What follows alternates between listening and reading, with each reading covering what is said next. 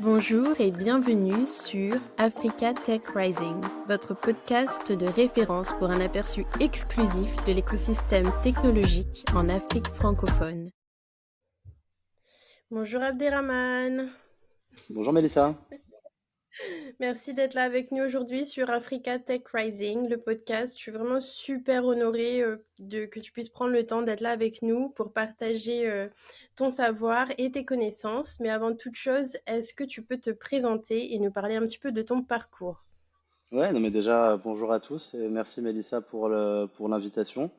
Je suis très très content d'être là et je suis très très content de pouvoir partager un peu ce que j'ai fait. Donc pour me présenter rapidement, moi je m'appelle Abderrahman, j'ai 34 ans. Je suis né en Algérie, j'ai grandi en Algérie jusqu'à l'obtention de mon bac. Et puis après, comme beaucoup d'Algériens, j'ai fini mes études en France. J'ai atterri dans une école de commerce qui s'appelle l'EDEC et de laquelle j'ai été diplômé en 2013. Globalement, moi j'ai fait des études plutôt orientées autour du commerce et de l'économie, quoi.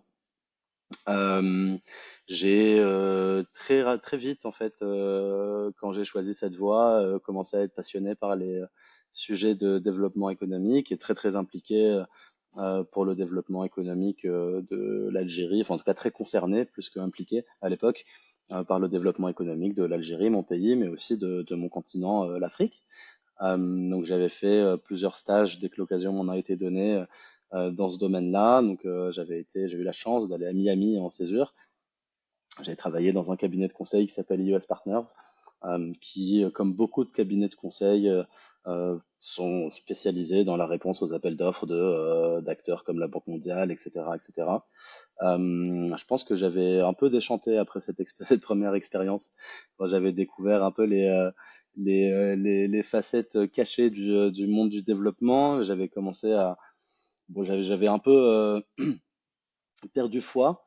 Ça m'avait convaincu d'en faire le sujet de mon mémoire de fin d'études. Et j'étais déterminé à travailler dans ce champ-là. Et puis très vite, en fait, et de façon opportuniste, j'ai eu l'opportunité de changer, enfin, en tout cas prendre une direction complètement différente dans ma carrière. J'ai eu l'opportunité de créer une boîte dans le domaine des biotech. Donc, j'ai cofondé cette boîte avec mon associé qui s'appelait Jean-François Julien. On a mené cette aventure ensemble pendant plus de 3 ans. L'idée, c'était de développer des tests qui permettaient de détecter la présence de certains ingrédients indésirables dans des préparations industrielles.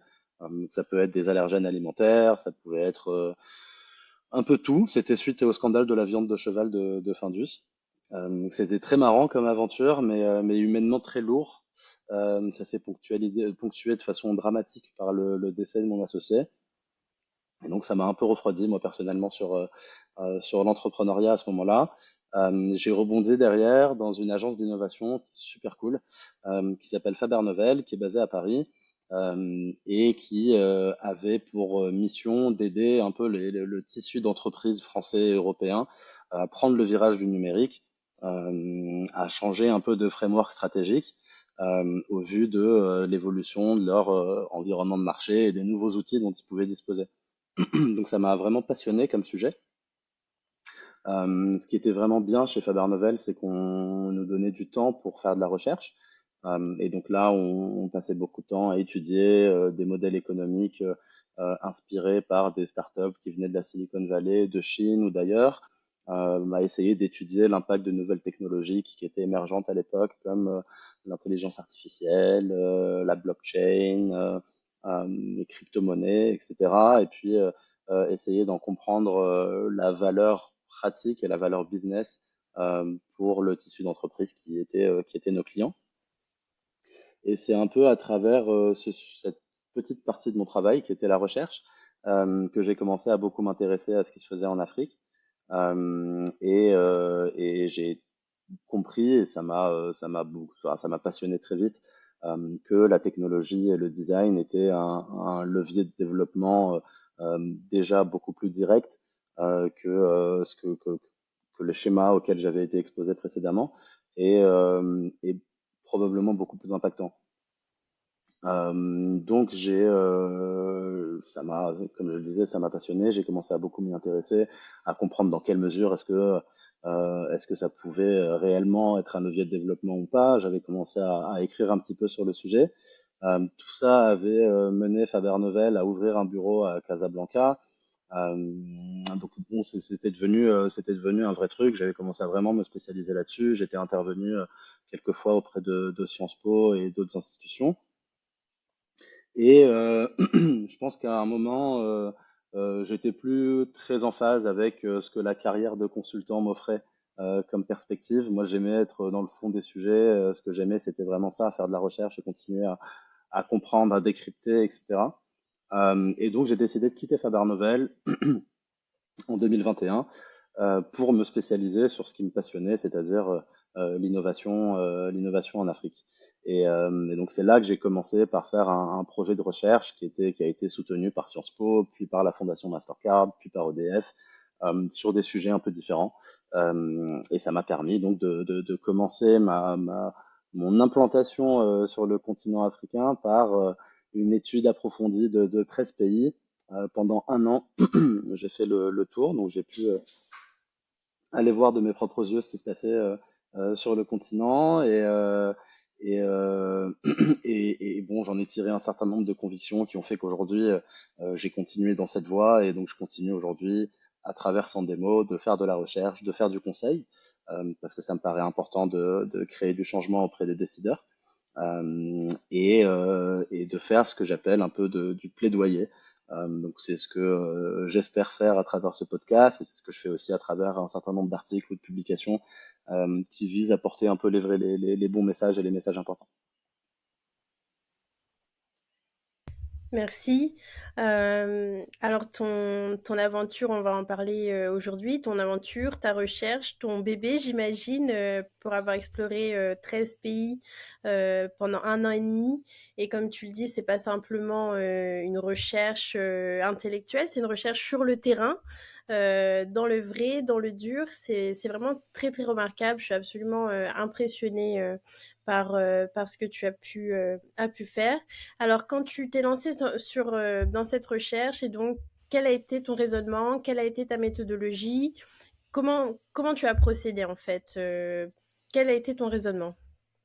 Alors moi j'ai essayé de commencer de la façon la plus ouverte possible et de la façon la plus humble possible, c'est-à-dire que même si ça faisait alors au moment où je suis parti 7 ou 8 ans que je travaillais dans le champ de l'innovation et de l'entrepreneuriat, je connaissais pas grand-chose à l'Afrique. Je connaissais bien l'Algérie, je connaissais un petit peu la Tunisie, un petit peu le Maroc pour y être allé en vacances quand j'étais petit, mais c'est tout.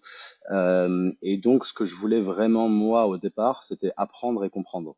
Donc c'est pour ça que c'était important pour moi déjà de passer du temps dans chaque pays. Et donc l'idée, c'était d'essayer de faire le maximum en un an, parce que la durée de mon voyage enfin c'était la durée de mon voyage, quoi. Et donc j'avais décidé de passer en moyenne un mois dans chacun des pays. Finalement, il y a certains pays dans lesquels j'en ai passé un peu moins, certains où j'en ai passé un peu plus. Mais l'idée à chaque fois, c'était, comme tu l'as très bien dit, pas seulement de faire une recherche intellectuelle et d'aller interviewer un certain nombre d'acteurs, c'était aussi beaucoup d'essayer de comprendre comment est-ce que les gens vivaient, comment est-ce que les gens ressentaient l'entrepreneuriat, quel était leur rapport à l'argent, quel était leur rapport au temps, leur rapport au travail, un certain nombre de concepts fondamentaux qui sont pour moi déterminants dans la compréhension des écosystèmes. Et du coup, c'était important, c'est ce que j'appelle un peu de l'arpentage. Donc en gros, l'idée, c'est vraiment d'essayer de s'affranchir de tous les biais possibles. Alors, bon, dans la mesure du possible, évidemment, mais d'essayer de s'affranchir de ces biais, d'aller à la rencontre des gens, de tous les gens, de sortir de la capitale, d'aller dans les plus petites villes, d'aller dans les campagnes et d'essayer de comprendre comment est-ce que les gens vivent, comment est-ce que les gens travaillent, comment est-ce que la société est structurée, et toutes ces choses qui sont un peu implicites et parfois difficiles à saisir. Donc ça, c'était un premier objectif qui était pour moi fondamental. Et le deuxième, celui-là était un peu plus dicté par du coup les trois sujets plus précis qui m'ont animé.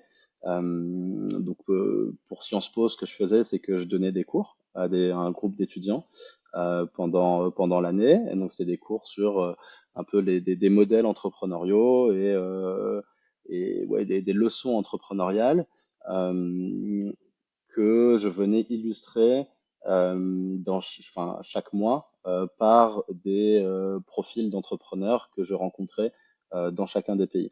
En gros, les cours étaient divisés en plusieurs séquences, mais parfois on allait parler de stratégie commerciale, parfois on allait parler d'expansion géographique, parfois on allait parler d'organisation.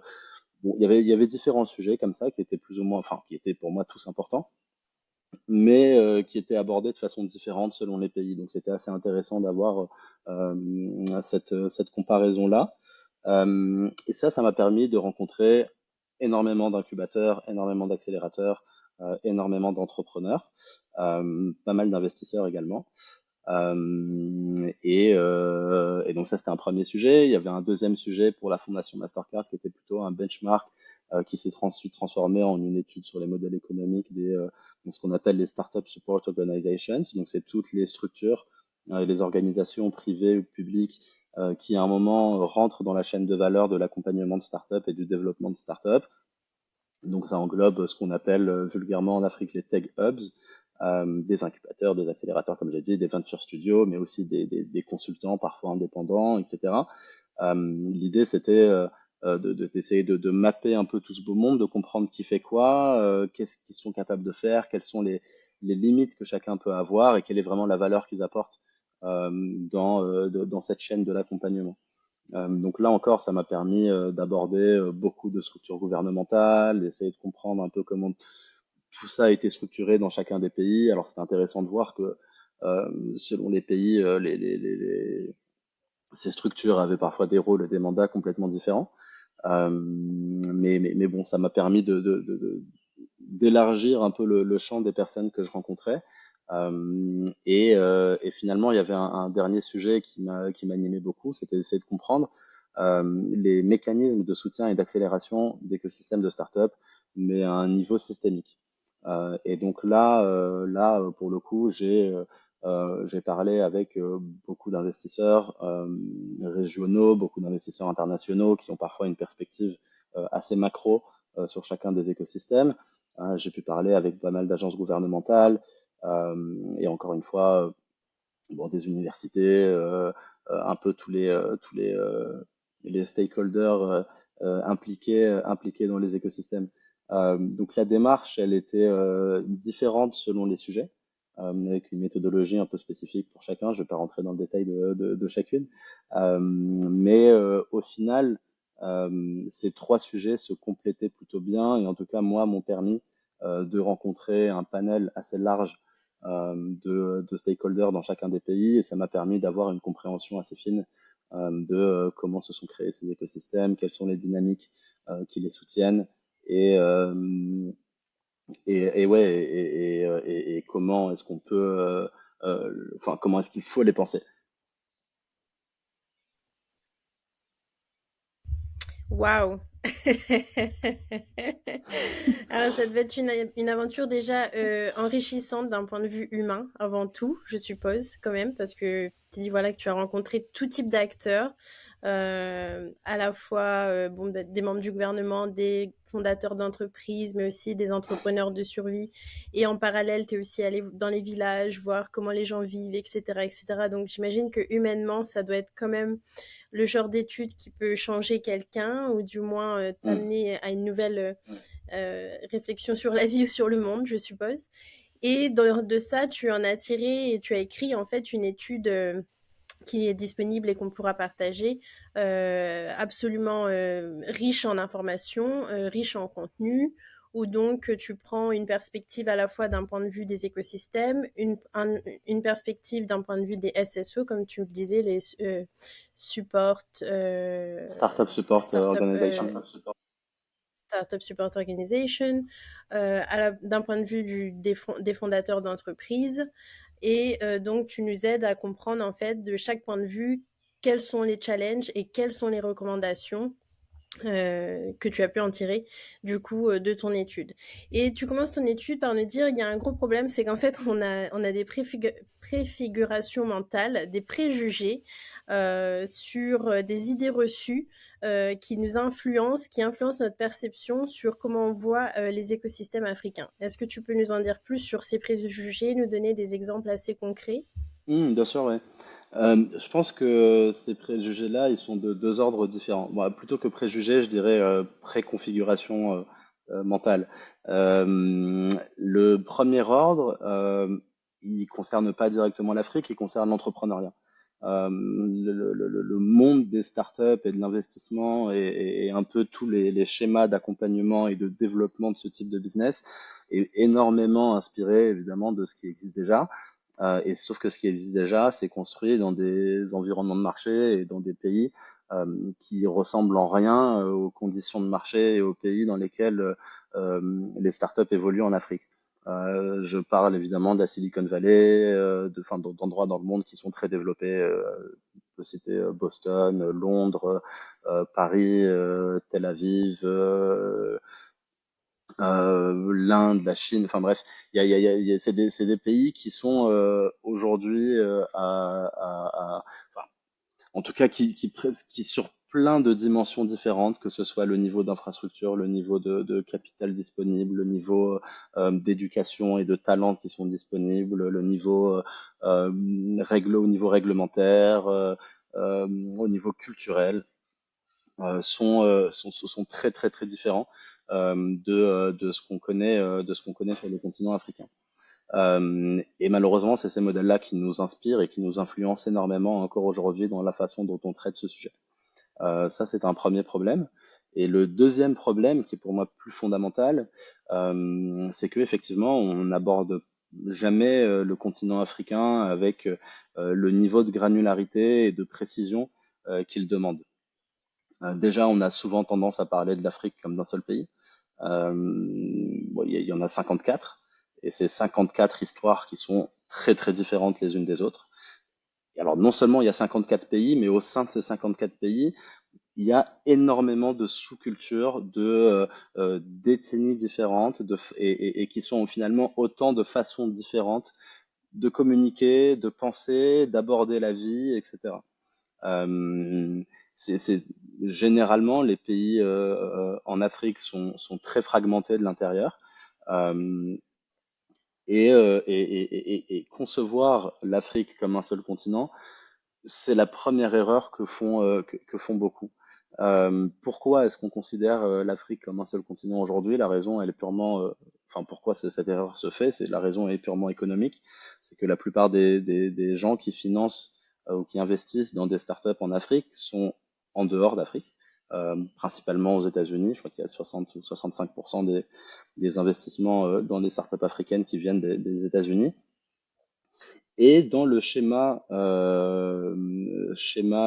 mental qui est associé au monde de l'entrepreneuriat, évidemment, on a besoin de croître rapidement, de scaler, pardon pour le franglais, mais de scaler assez vite. Et donc ce passage à l'échelle-là, ce scale, euh, dans l'esprit d'investisseurs américains qui regardent le continent sur une map de loin, il est beaucoup plus facile, enfin, il est évident qu'il doit se faire en Afrique. Et donc c'est la première fois depuis. Enfin, disons que ouais, avant il y a 10 ans, on ne parlait jamais d'expansion, ou quasiment jamais d'expansion panafricaine d'un point de vue business. Les seuls acteurs qui l'ont fait, c'est les acteurs télécoms, euh, certains secteurs très très spécifiques, je pense aux mines par exemple, ou à d'autres secteurs très particuliers dans lesquels certaines grandes entreprises ont réussi à s'étendre facilement d'un pays à l'autre. Mais ça, c'est quelque chose qui est tout à fait, enfin, qui est nouveau à chaque fois qu'on pousse un entrepreneur à le faire.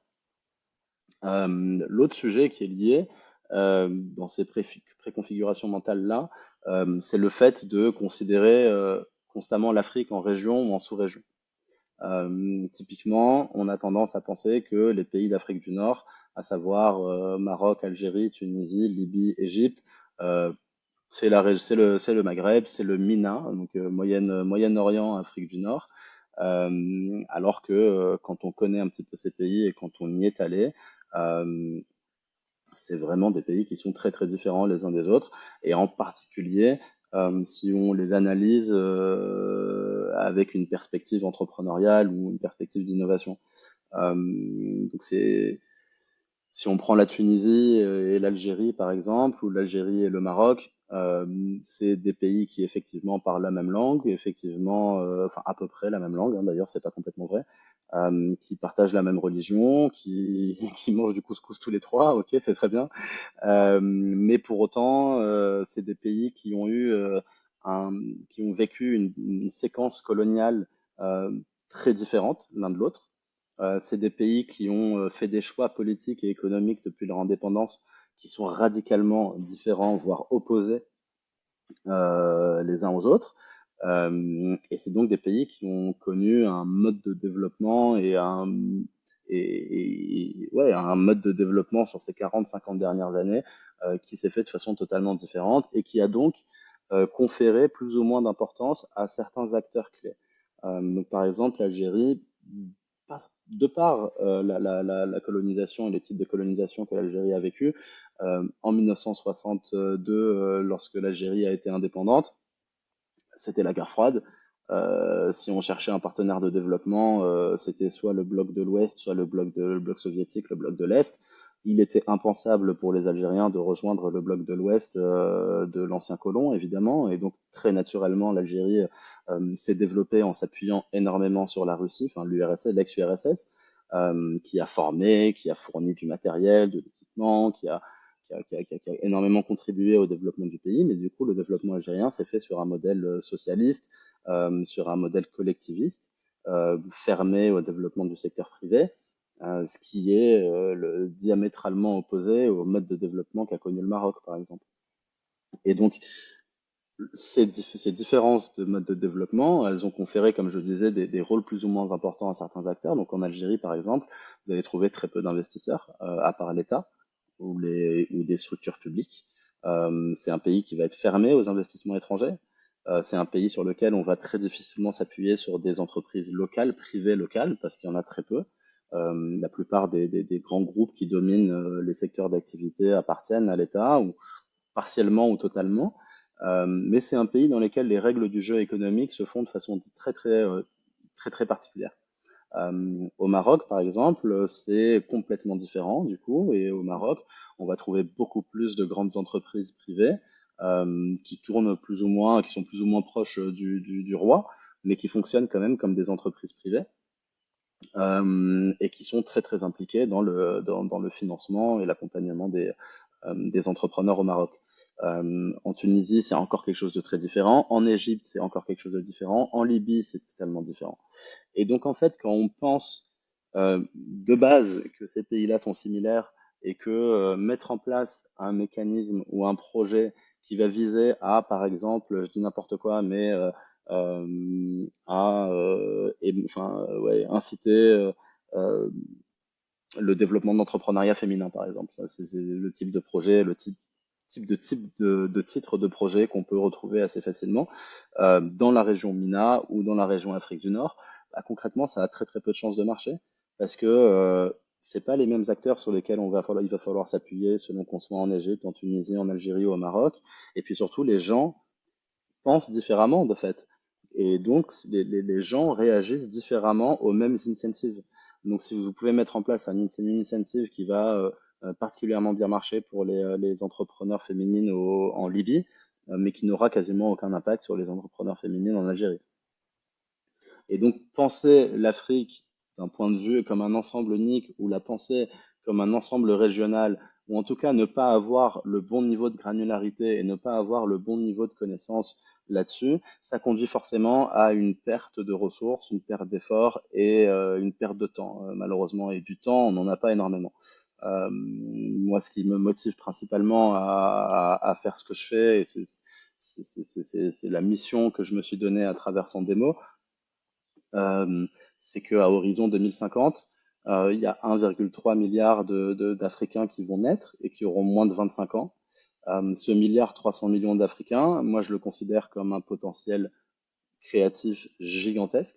Ça peut être une force salvatrice pour le continent africain dans son ensemble, comme ça peut être une bombe à retardement.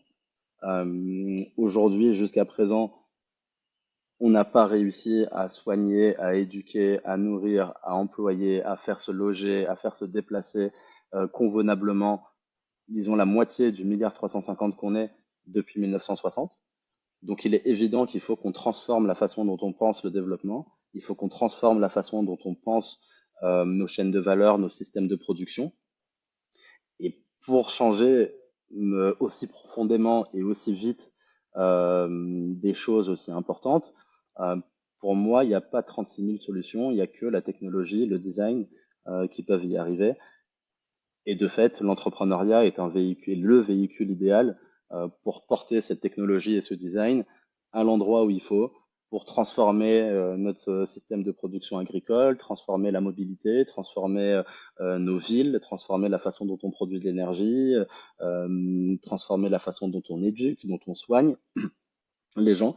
Et c'est comme ça qu'on va réussir à créer un environnement plus ou moins favorable qui permettra à ce milliard 300 millions d'Africains qui vont naître à partir de demain euh, de, de réellement exploiter leur potentiel productif et créatif et être utile au développement du continent. Sinon, on leur laisse des conditions dans lesquelles malheureusement ce sera très compliqué. Donc c'est surtout ça la mission que j'ai à travers son démo et il est évident quand on a cet horizon de temps en tête, 2050, qu'on peut pas se permettre encore d'avoir ce sort de préjugés, de préconfiguration, de se tromper autant. Donc il faut faire de la recherche, il faut conseiller, il faut parler et il faut plaidoyer. Donc c'est vraiment les trois missions que je me donne à travers son démo et c'est ça que j'essaye de faire. Alors, je souhaiterais rebondir sur ce que tu viens de dire, transformer sa manière de penser. Au final, ce que je disais, ce dont je discutais avec une autre invitée, on disait, tu sais, l'Afrique, elle a été délaissée, bien sûr, hein, tout ce que tu viens de décrire, mais en même temps, dans son malheur, c'est une chance parce que au moins, tu vois, par exemple, en Europe, on a tous ces systèmes très rigides qui sont déjà mis en place, que ce soit sur le plan technologique ou dans la manière de penser.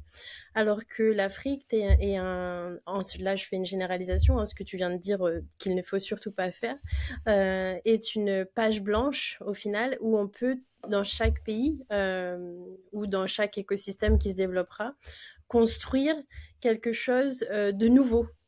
Alors que nous, en Europe, par exemple, on devra mettre à jour un système à la fois très lourd, vieillissant, et donc ça va être très compliqué de casser toutes ces infrastructures pour en refaire des nouvelles et pour commencer à penser différemment, etc. Alors Mm. que sur le continent africain, de manière générale, il y a la possibilité de penser fraîchement, penser nouveau et construire des choses nouvelles qui vont être peut-être au final, et je l'espère, bien plus avancées que des pays qui sont des continents ou des pays qui sont censés être plus avancés que le continent africain tel que l'Europe. Ça, Ouais, c'est le premier point que je voulais souligner. Est-ce que tu veux rebondir? absolument. Je suis entièrement d'accord avec ça. C'est ce que je voulais dire par ce que je sous-entendais par le potentiel transformateur de la technologie et du design porté là où il faut. Concrètement, c'est ce que beaucoup ont appelé le leapfrog et qui a été parfaitement bien illustré par l'exemple du mobile money. Donc, s'il a fallu 200 ou 300 ans en Europe pour bancariser 80% de la population, euh, on n'est pas obligé de passer par toutes les étapes par lesquelles l'Europe est passée pour arriver finalement à utiliser son téléphone portable pour payer des choses. Et finalement, on se rend compte que depuis l'arrivée du mobile money en 2005, le taux de pas de bancarisation, mais le taux d'accès aux services financiers a connu une accélération exponentielle et a permis à beaucoup plus de gens de bénéficier de ces services que ce qu'aurait permis un développement classique à l'européenne. Euh, Ça, c'est un point crucial et c'est pour ça que moi, je suis absolument convaincu que la technologie et que le design ont ce potentiel-là, c'est-à-dire euh,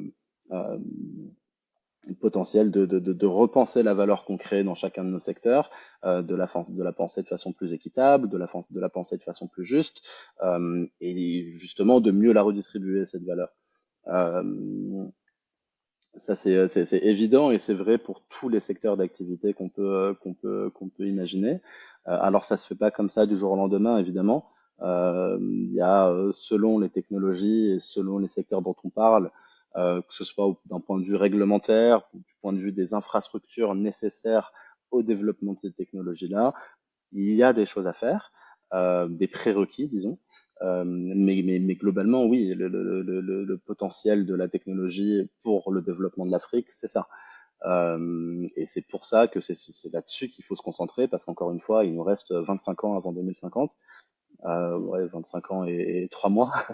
Mais du coup, oui, on a clairement pas le temps de passer par toutes les échelles de développement par lesquelles sont passés les gens.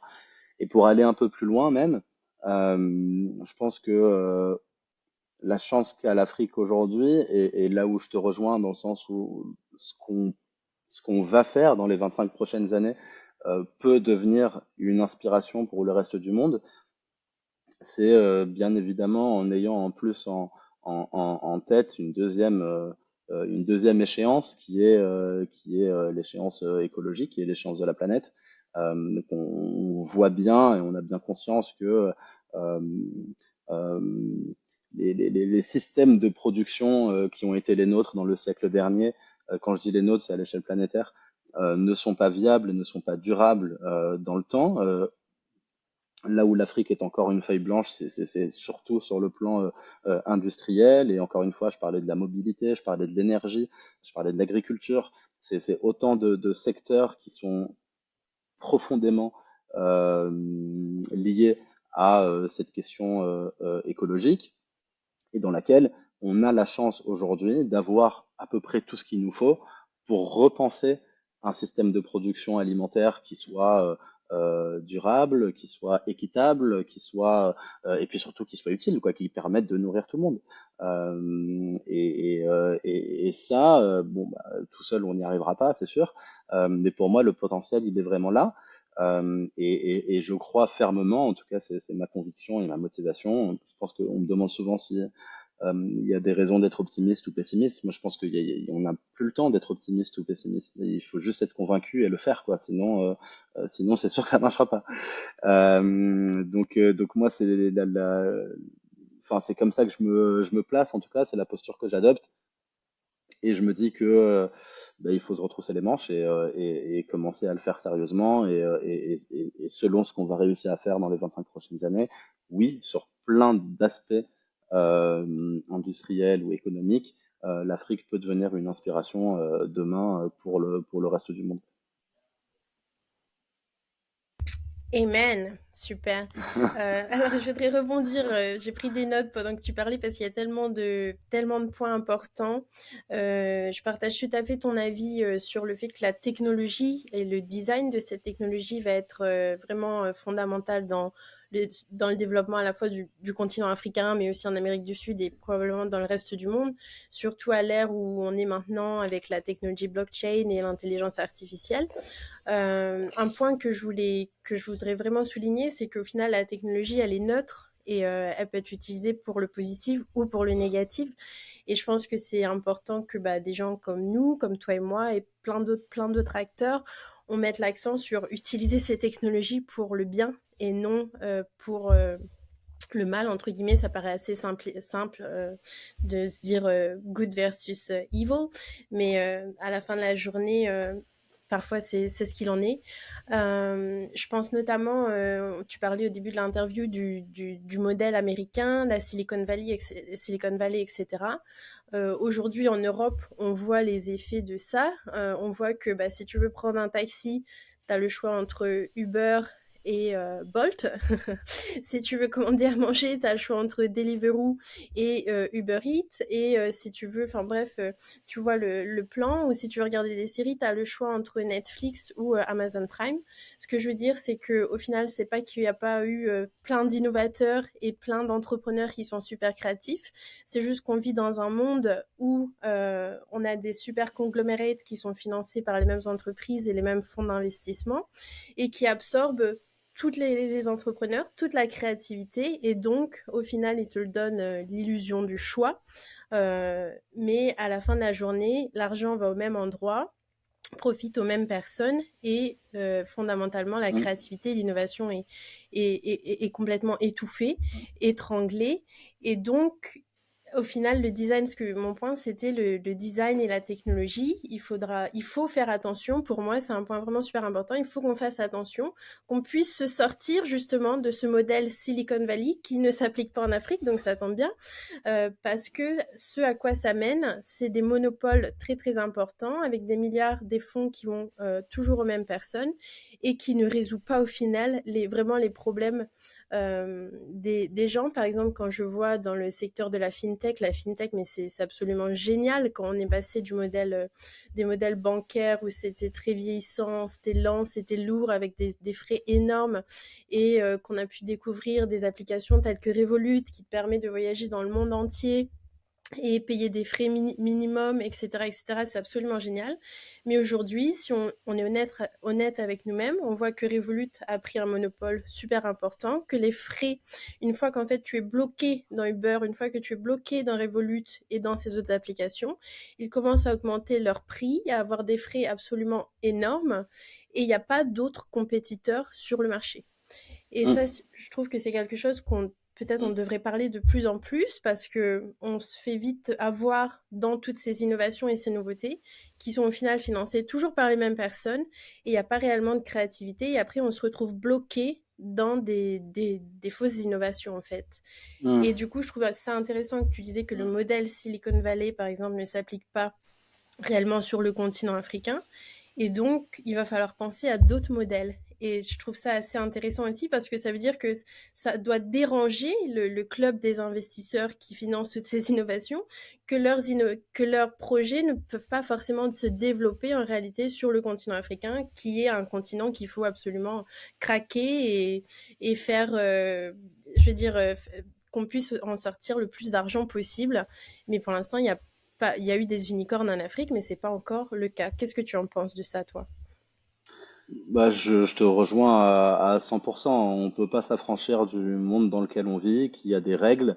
Et alors, je vais pas me faire que des amis en disant ça, mais c'est des règles capitalistes qui, on le voit bien, ne collent pas réellement avec la réalité du monde. Euh, Quand on a la perspective écologique avec dans un monde avec des ressources finies, évidemment. Mais au-delà de ça, euh, c'est exactement ça que je voulais dire quand je parlais de la technologie, quand je disais la technologie a le potentiel de créer, de repenser la valeur qu'on crée, de créer une valeur plus juste, plus équitable, et de la distribuer de façon plus équitable.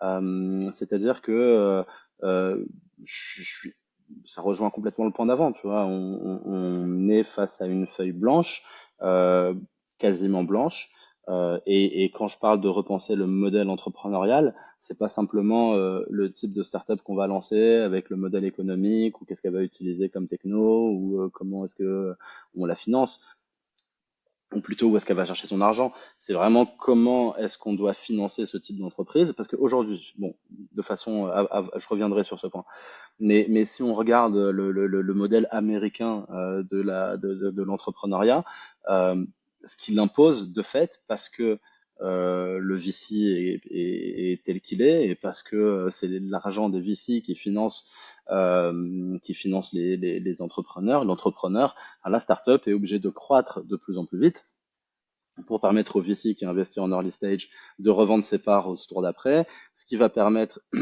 au VC qui est à ce niveau-là et de continuer à croire, ce qui va permettre au VC qui est à ce niveau-là de revendre ensuite ses parts à celui d'après jusqu'à arriver à un exit final qui fait que tout le monde est content.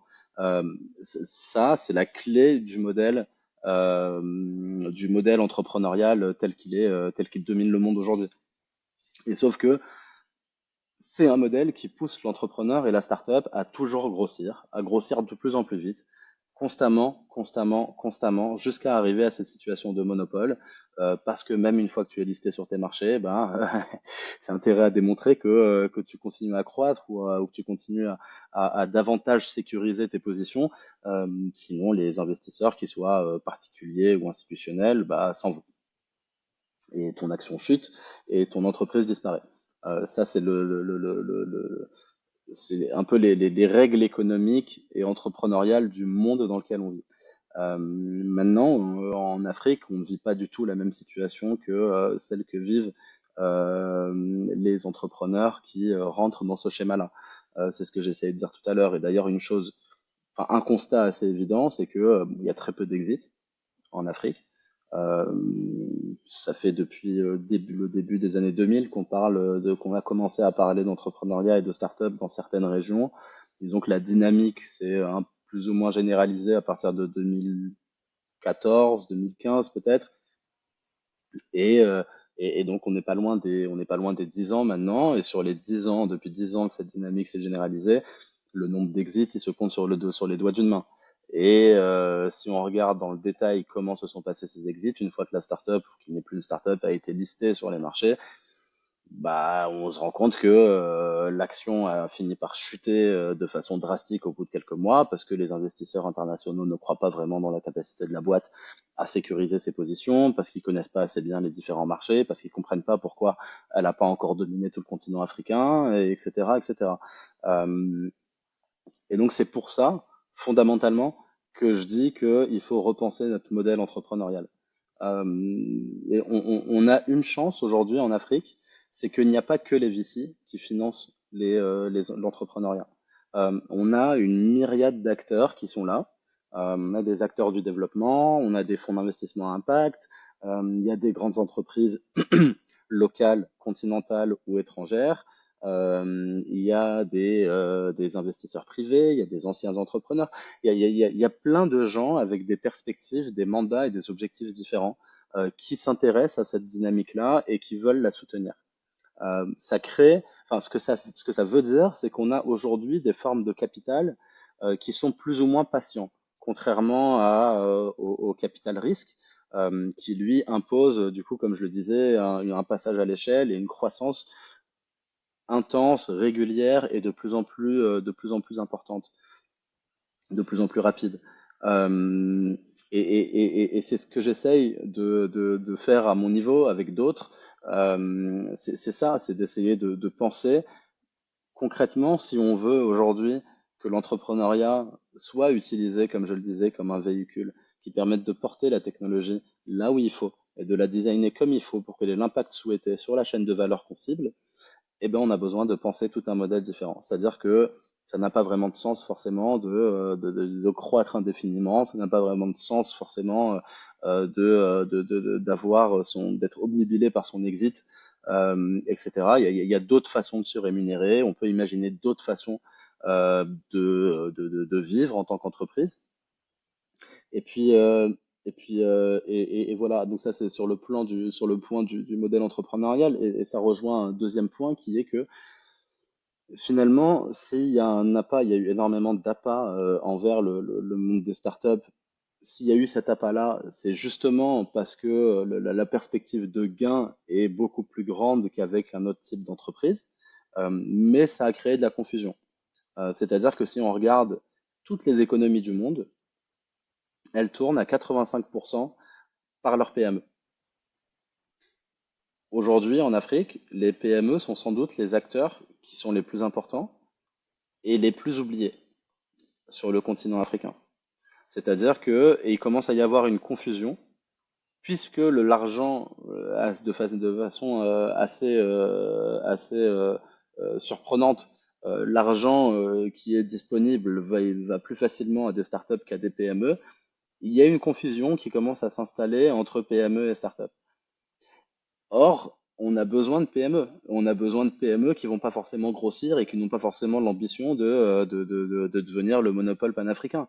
Mais on a besoin de PME au niveau local, au niveau régional, qui sont dans la mobilité, dans l'énergie, dans le BTP, dans les services, etc., etc.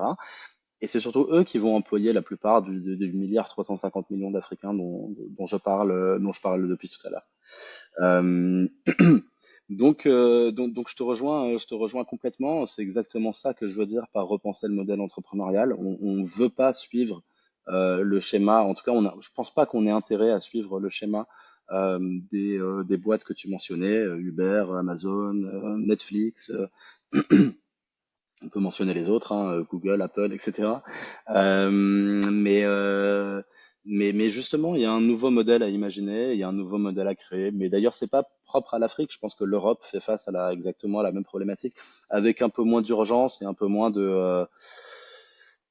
ouais, un peu moins d'urgence tout simplement, mais quand même, l'Europe est très différente des États-Unis et de la Chine, et l'Europe, la France doivent aussi à un terme réussir à penser un modèle entrepreneurial qui corresponde à la culture des gens, à leurs préoccupations, etc. Oui, c'est vrai, c'est très inspirant ce que tu as dit. Et c'est vrai qu'en Europe, il y a moins d'urgence. Il y a moins d'urgence parce qu'il y a du confort. Mais c'est un Hmm, confort qui est créé par la dette. On vit dans un monde de dette. D'ailleurs, je lisais un rapport, là je suis un petit peu hors sujet, mais je lisais un rapport sur justement la fintech qui se développait donc dans quelques écosystèmes dans quelques pays africains. Et donc, le nouveau modèle à la mode dans la fintech, c'est le buy now, pay later. Donc, achète maintenant et paye plus tard.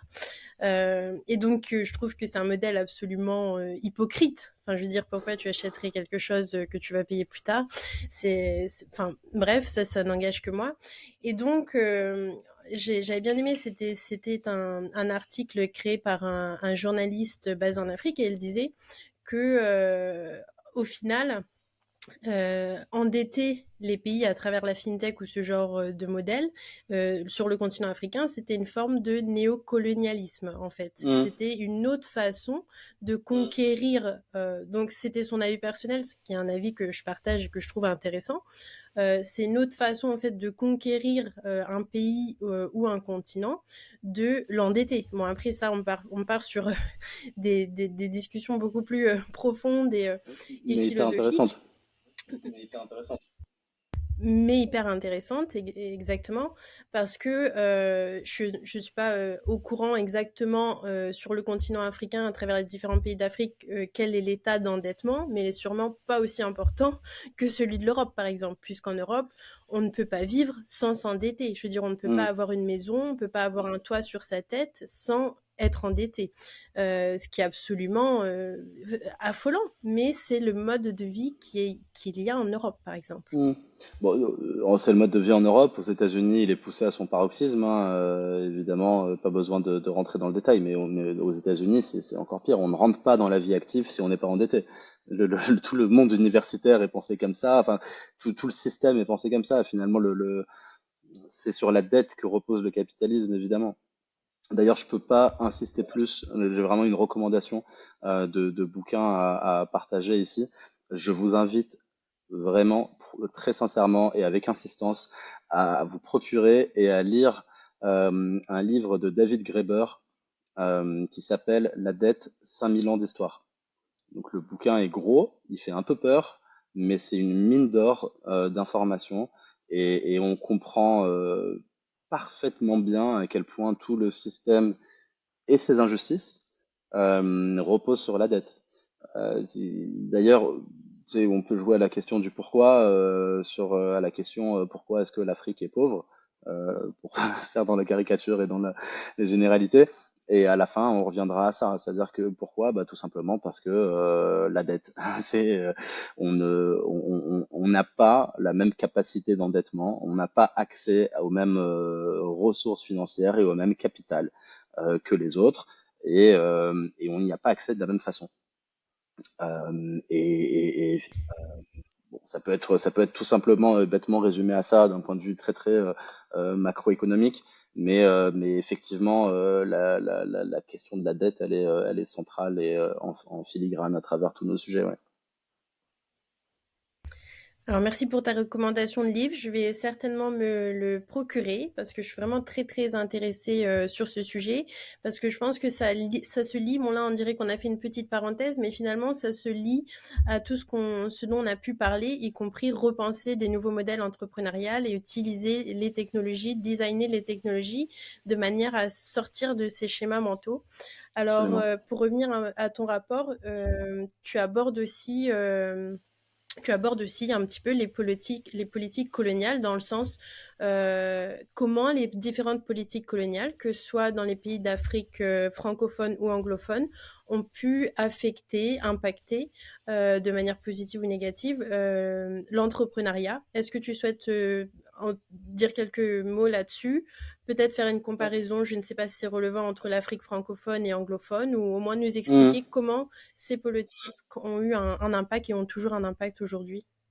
Ouais, bien sûr. Bon, alors ça explique pas totalement, mais ça explique le décalage qu'on a entre l'Afrique francophone et l'Afrique anglophone. En tout cas, quand on compare les deux à travers leur capacité à lever des fonds. Et globalement, ça peut être caricaturé autour de deux points. Le premier, c'est le système réglementaire, qui historiquement est plutôt libéral en Angleterre et du coup dans les colonies, dans les anciennes colonies anglaises, et plutôt sur un modèle collectif, social, je sais pas trop comment dire, socialo-libéral dans les anciennes colonies françaises. Donc je caricature hein, parce que les colonies françaises et même les colonies anglaises n'ont pas été les mêmes exactement d'un pays à l'autre. Et je suis très bien placé pour pour le savoir en tant qu'Algérien. Mais bien sûr, la colonisation française en Algérie n'avait absolument rien à voir avec celle en Tunisie ou au Maroc. Ça fait partie d'ailleurs des explications sur les différences profondes qu'il peut y avoir entre les trois pays. Mais c'est la même chose pour la Côte d'Ivoire et le Gabon, la Côte d'Ivoire et le Burkina Faso, le Mali et la Guinée ou le Sénégal, etc. Euh, Globalement, donc il y a ce premier point autour de la réglementation, et il y a un deuxième point qui est moins, enfin, dont on parle moins, mais qui pour moi est crucial. C'est sur le développement de la culture entrepreneuriale permise par le mode de colonisation anglais. Je m'explique. Quand l'Angleterre colonisait, en tout cas dans la plupart des colonies anglaises, l'objectif de cette colonisation était avant tout économique. C'était de créer des comptoirs commerciaux et ensuite de faire des échanges. Et donc, de fait, les Anglais, à chaque fois, se sont appuyés, bon, un peu de diviser pour mieux régner là-dedans, évidemment, mais se sont appuyés sur une petite catégorie de gens locaux pour faire du business avec eux. Donc que ce soit en Égypte, que ce soit en Inde, que ce soit aux Émirats Arabes Unis ou ailleurs. Donc déjà à chaque fois que l'Angleterre choisissait ses colonies, c'était par rapport à ses routes commerciales. Et ensuite, lorsqu'elle s'établissait quelque part, donc c'était pas l'Angleterre au titre du pays ou du roi, mais c'était toujours une compagnie, donc la compagnie bon, pas besoin de les citer, on les connaît tous, mais qui du coup est changé considérablement. Si je prends deux exemples pour qu'on comprenne bien ce fait-là, si on compare encore une fois, prenons deux pays d'Afrique du Nord, parce que ça m'énerve beaucoup qu'on qu'on les assemble tous dans le même panier. Mais donc prenons par exemple l'Algérie et l'Égypte. L'Algérie, évidemment, colonisation française, colonisation assez particulière puisque c'était une colonie de peuplement et qui, du coup, ne donnait que très peu de droits à la population locale, qu'on appelait indigène, mais donc pour donner, donc qui était soumise au ce qu'on appelait le code de l'indigénat. Et donc sous le code de l'indigénat, on ne pouvait pas entreprendre, on ne pouvait pas se réunir même à titre privé, à plus de 10 personnes. On ne pouvait pas se déplacer comme on voulait, on ne pouvait pas posséder des choses, même pas, enfin, ouais, de rares exceptions, posséder des terres ou posséder euh, des trucs, mais on ne pouvait pas grossir à outrance, on ne pouvait pas faire du commerce, on ne pouvait pas s'émanciper, tout simplement. en Égypte, pour le coup, dès les années 1850, 1860, donc par exemple la poste en Égypte date de 1860, 1865 je crois, il y a un certain nombre de grandes entreprises comme ça qui avaient été créées dès le 19e siècle et qui très vite ont été portées par des populations locales. Donc bon, il y avait aussi l'Empire ottoman, puis les Anglais, etc. Mais globalement, lorsque l'Égypte a été indépendante, il y avait déjà un certain nombre de familles qui étaient milliardaires et qui avaient un certain nombre d'entreprises. Et donc qui avaient pu développer cette espèce de culture entrepreneuriale et cette espèce d'état d'esprit en fait qui fait que, bon, on en parlait tout à l'heure, c'est pas forcément le modèle souhaité et souhaitable de développement aujourd'hui, maintenant qu'on a toutes les informations en 2024, mais qui permettait à ces entreprises-là de grossir de plus en plus jusqu'à devenir les grandes familles aujourd'hui en Égypte qui possèdent tout ce qu'elles possèdent. En Algérie, à titre d'exemple, quand l'Algérie a été indépendante en 1962, on s'est retrouvé avec une population qui globalement n'avait, à part de très très rares exceptions, on n'avait pas le droit d'aller au-delà du brevet des collèges, avec des institutions vidées, avec des entreprises sans pilote, avec des hôpitaux sans médecins, des universités sans professeurs, etc., etc. Donc globalement, lorsque l'Égypte s'est retrouvée indépendante et quand l'Algérie s'est retrouvée indépendante, on partait pas du tout du même niveau. Et ça, c'est dû à la politique coloniale qui était en place dans chacun de ces deux pays. Donc c'est absolument évident que la période, la séquence coloniale vécue par les pays d'Afrique, et pas seulement par les pays d'Afrique d'ailleurs, hein, mais là on parle de l'Afrique, donc vécue par les pays d'Afrique, a été déterminante dans le façonnement de l'écosystème aujourd'hui. Pas seulement, hein, bien sûr, hein, je l'avais dit tout Mais à à l'heure, la fois, on peut pas vraiment faire pas de seulement, hein, bien sûr, hein, je l'avais dit généralisation, tout à quoi. l'heure, Pardon. ouais, ouais, non, on peut pas faire de généralisation. Regarde par exemple, bon, je vais prendre un autre exemple tout bête, mais la Côte d'Ivoire, par exemple, la Côte d'Ivoire, c'était un mode de colonisation qui a été très différent, qui tout de suite s'est fait un peu plus sur un modèle anglais, hein. Donc la France est venue d'abord établir des comptoirs pour commercer, exporter de l'ivoire, de l'or depuis le Ghana, etc., etc., avant de commencer à implanter du café, du cacao et se rendre compte que ce territoire avait vraiment de la valeur. Donc ça a été plus ou moins violent, mais c'est incomparable à ce qui a été fait dans d'autres régions du monde. Mais surtout, le point important, c'est que très vite, en Côte d'Ivoire, vu qu'il n'y avait pas de colonie de peuplement, l'établissement français s'est appuyé sur des locaux et sur des Ivoiriens. Donc le premier président ivoirien, Félix Houphouët-Boigny, a été formé à l'école française, puis est devenu intellectuel, puis sénateur en France, avant même l'indépendance. Donc quand il est ensuite arrivé en tant que premier président de la Côte d'Ivoire, c'est tout naturellement qu'il ne s'est pas opposé à la France, au contraire, il a érigé comme partenaire privilégié. Et d'ailleurs, le nombre d'expatriés français présents en Côte d'Ivoire a triplé dans les premières années d'indépendance du pays. De manière complètement contre-intuitive, on aurait tendance à penser l'inverse. En fait, non. Il y avait à peu près 10 000 Français métropolitains qui travaillaient en Côte d'Ivoire, qui étaient soit des cadres, soit des responsables institutionnels ou des employés plus basiques, j'aime pas le terme, mais bref, ce nombre, les 10 000, enfin, ils sont passés à 30 000 en 1970.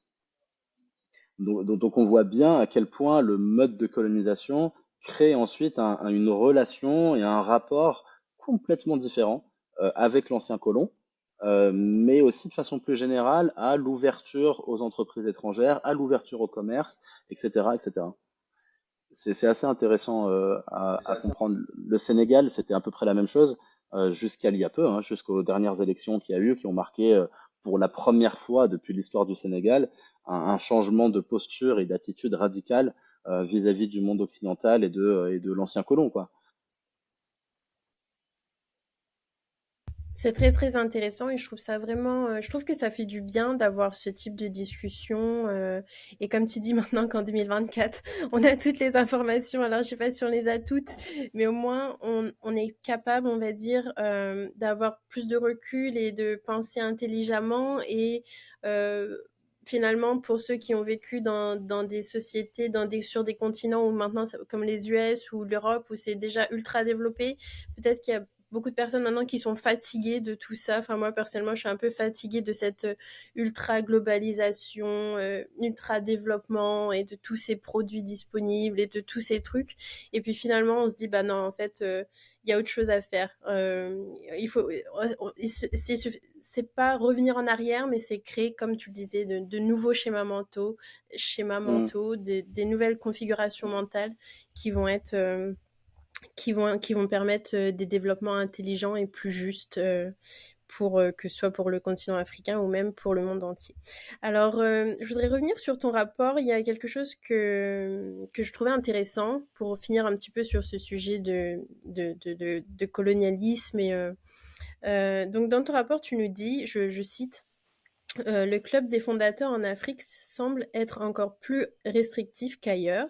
Donc là, on parle évidemment des startups parce que dans ton rapport, tu dis qu'en fait, il y a vraiment, c'est très hétérogène au niveau des créateurs d'entreprises. Il y a ce que tu appelles les entrepreneurs de survie, donc c'est assez facile à imaginer. Les petites et moyennes entreprises. Il y a les startups et il me semble qu'il y a une quatrième catégorie que tu cites Mm. que je n'ai plus en tête. Euh, et donc, tu nous dis, le club des fondateurs en Afrique semble être encore plus restrictif qu'ailleurs, qu'il y a un accès inégal à l'entrepreneuriat basé sur les origines sociales. Et donc là, on parle vraiment des startups. Ouais. Et que ce sont finalement les entrepreneurs de survie qui sont abandonnés par les organisations de soutien aux startups. Et je ne sais pas si c'est le cas, peut-être que tu peux nous en dire plus. Est-ce que les entrepreneurs de survie sont aussi abandonnés par les investisseurs? Donc, quel est l'état actuel dans les pays que tu as visités, dans les pays que tu as pu citer dans ton rapport? Qu'est-ce qu'il en est des startups? Quel est ce club un peu élitiste dont tu parles? Et finalement, qu'est-ce qu'il en est pour les entrepreneurs de survie et les petites et moyennes entreprises, que ce soit au niveau de l'accès au financement ou de leur développement? Alors, ok. Déjà, je pense qu'il faut commencer par définir startup pour qu'on comprenne bien ce que moi j'entendais à travers mon rapport par startup. Ce que j'entends par startup, c'est pas forcément lié à la technologie, à la jeunesse de la boîte ou quoi. C'est une entreprise qui a à la fois un fort potentiel et une forte ambition de croissance. Cela, ça suffit à les différencier des PME qui peuvent avoir une forte ambition ou qui peuvent avoir une forte ambition de croissance mais un potentiel limité, comme elles peuvent avoir une ambition limitée et un potentiel limité. En tout cas, c'est des PME. Les PME se distinguent des startups dans surtout leur rythme de croissance et la manière dont elles sont financées naturellement et tout ce qui va avec, comme on l'expliquait avant. Aujourd'hui, effectivement, quand on regarde les fondateurs de start-up au sens de entreprises à fort potentiel et ambition de croissance, généralement, c'est une voie de carrière qui se limite encore plus qu'ailleurs euh, à la classe de la population la plus privilégiée, voire à la diaspora qui a fait ses études à l'étranger, qui s'est imbibé un peu des modèles occidentaux et qui revient avec des idées neuves dans son pays. Euh, Pourquoi c'est le cas? Ça peut très bien se comprendre. Finalement, une start-up, pour fonctionner, elle a besoin d'un certain nombre d'éléments. On peut les résumer au nombre de 6. Elle a besoin de capital, elle a besoin de talent, elle a besoin de knowledge, de connaissances, elle a besoin d'infrastructures, elle a besoin d'un cadre réglementaire plus ou moins adapté, etc., etc. Euh, bon, elle a besoin d'un marché, de demande, quoi. Sur ces 6 choses-là, alors non seulement les pays africains sont chacun plus ou moins dotés dans ces 6 dimensions-là et présentent des disparités assez énormes l'un vis-à-vis de l'autre, mais en plus, c'est des choses qui sont normalement offertes par l'environnement ou le pays dans lequel on se situe. Donc, si on est aux États-Unis, concrètement, le capital, c'est tous les investisseurs qu'il y a dans le pays. L'infrastructure a été construite par les entreprises d'avant ou par le gouvernement. Euh, les talents, ils sont là, et il y a un pays plus de 300 millions de personnes, etc. Le marché est là, etc., etc. Euh, Quand ces 6 éléments-là ne sont pas fournis par l'environnement de marché dans lequel tu es, c'est ton background à toi et ta situation personnelle qui peut plus ou moins permettre de compenser. Donc le capital, on va le chercher chez les parents, les talents et le lobbyisme pour changer le cadre réglementaire, on va utiliser le réseau de papa et maman et le réseau qu'on a nous. Euh, la connaissance, où on allait la chercher ailleurs parce qu'on a fait nos études à l'étranger, etc., etc. Donc finalement, assez naturellement et malheureusement, ceux qui sont les plus amenés et les plus capables à compenser les gaps, les écarts qu'on constate dans les environnements de marché africains sont les personnes issues des classes les plus privilégiées de façon assez évidente. Donc malheureusement, soit c'est ceux qui restent le plus longtemps, soit c'est ceux qui prennent le plus le risque, parce qu'ils peuvent se permettre de prendre le risque. Mais au final, ce qu'on constate, c'est que quand on regarde la plupart des startups qui existent au moment où on les regarde, une écrasante majorité de personnes qui viennent de milieux plutôt privilégiés. Cela étant dit, ça ne veut pas dire qu'il est impossible pour d'autres d'y arriver. C'est tout le travail des organisations que je mentionnais tout à l'heure, les Startup Support Organizations, de permettre de combler ces écarts-là et d'offrir à tous les mêmes opportunités. Malheureusement, il y a une dimension sur laquelle ils ne peuvent pas intervenir, c'est celle du risque. Euh, En France, je pense qu'un des mécanismes les plus incitatifs à l'entrepreneuriat, ou en tout cas à la démocratisation de l'entrepreneuriat, c'est Pôle emploi. Et c'est le fait que les gens aient un chômage, ils aient des revenus quoi qu'il arrive. Aujourd'hui en Afrique, si on va, je dis en Afrique, mais c'était n'importe quel pays, hein, mais en RDC par exemple, si on fait croire à tout le monde que Goma ou que Kinshasa, c'est le nouveau hub d'innovation et que tout le monde va devenir Mark Zuckerberg demain, on va inciter plein de jeunes à aller s'endetter alors qu'ils sont déjà dans des situations difficiles. On va inciter plein de familles à s'endetter ou à s'appauvrir encore plus parce qu'ils vont y croire.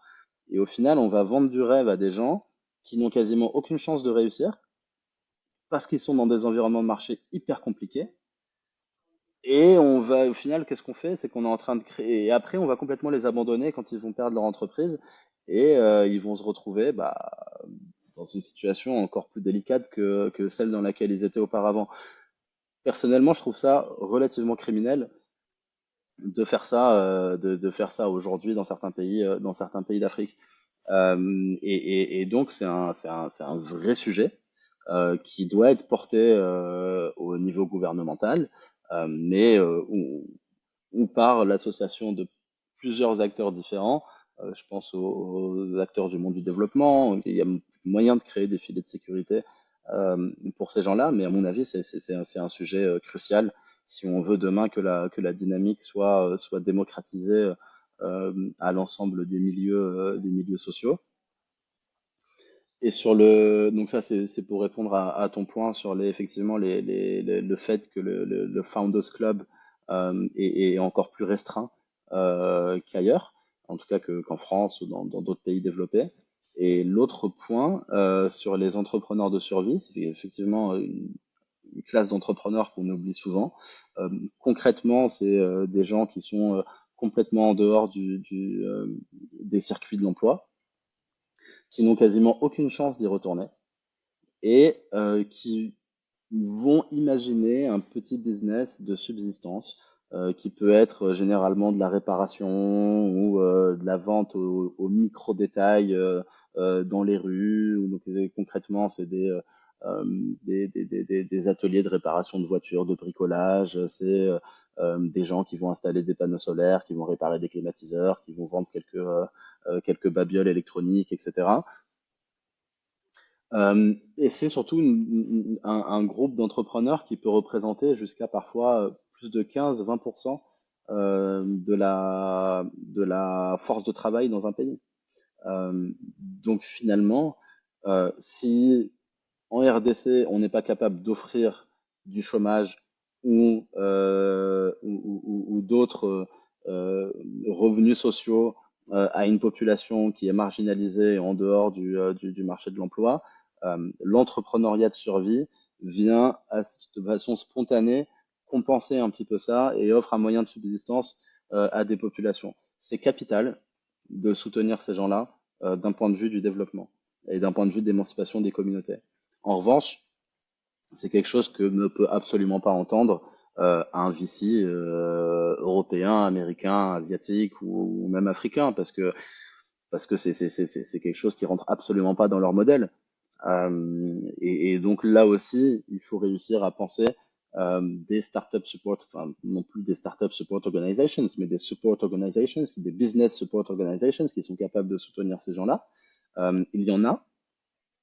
Je pense notamment à une structure géniale qui est au Rwanda, qui s'appelle Inkomoko, qui s'adresse à des populations de réfugiés en Afrique de l'Est, qui a reçu récemment plus de 100 millions d'euros de dollars pardon, de la fondation Mastercard, ce qui permet, voilà, ce qui démontre la valeur et l'utilité de ce type d'action et leur permet de déployer leurs services à une population toujours plus grande parce que la demande est là et bon, j'ai pas les chiffres en tête, mais ça représente plusieurs dizaines, voire centaines de millions d'individus à l'échelle de l'ensemble du continent. Du coup, tu dis que les entrepreneurs de survie, ça peut représenter entre 15 et 20% d'une force de travail. Les startups, j'imagine que ça ne représente pas une majorité. Mais du coup, la majorité de la force de travail dans l'entrepreneuriat, je parle bien sûr, ce sont les petites et moyennes entreprises dans la majorité des pays que tu as pu étudier, c'est ça? Oui, absolument. Alors les PME rentrent pas toujours dans dans le strict panier réservé aux startups. Il y a certains pays qui font exprès d'avoir une définition très large de startup, voire inclure les PME dedans. Je pense au Sénégal, par exemple, avec des structures comme l'ADER ou l'ADE PME qui ciblent les deux. Je sais qu'en Algérie aussi, la distinction est pas toujours très clair entre start-up et PME, mais je sais que c'est fait exprès. Il y a d'autres pays dans lesquels c'est le cas aussi, pour ne pas négliger cette catégorie-là. Mais penser qu'on va pouvoir accompagner une start-up et une PME de la même façon, c'est faire une grosse erreur. Les deux n'attendent pas, enfin c'est pas le même modèle encore une fois, donc les deux ne peuvent pas être accompagnés de la même façon et malheureusement c'est souvent le cas. Donc souvent dans les mêmes cohortes ou dans les mêmes projets ou dans les mêmes programmes, on va voir des PME et des startups qui vont recevoir les mêmes formations, qui vont euh, bénéficier des mêmes services, etc. Alors que chacune demande une approche beaucoup plus granulaire et beaucoup plus précise.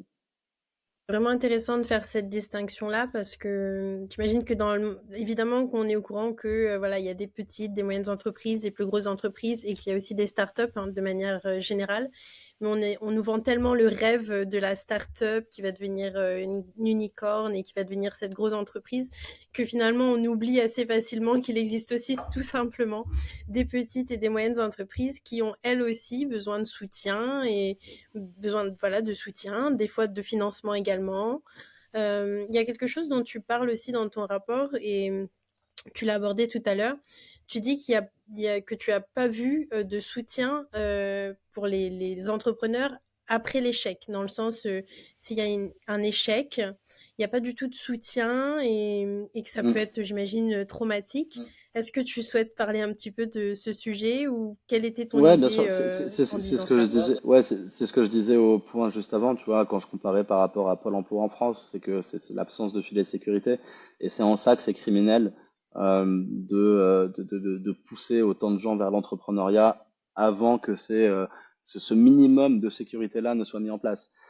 C'est-à-dire que aller vendre du rêve à des millions de jeunes, et en particulier, je pense aux étudiants qui sont la population la plus facilement séduite par ce type de promesses. Alors non seulement, et je préfère s'il y a des étudiants qui nous écoutent, que ce soit bien clair pour eux, le profil des entrepreneurs qui réussissent à travers le monde, c'est des gens qui ont minimum 10, 12 ans, voire 15 ans d'expérience avant de se lancer dans l'entrepreneuriat. Une startup, pour monter une startup, c'est pas une histoire de génie, d'invention, de créativité ou quoi que ce soit. On crée un business. Et il faut une certaine maturité pour créer un business, gérer des gens qui vont faire partie de ce business, faire croître ce business, etc.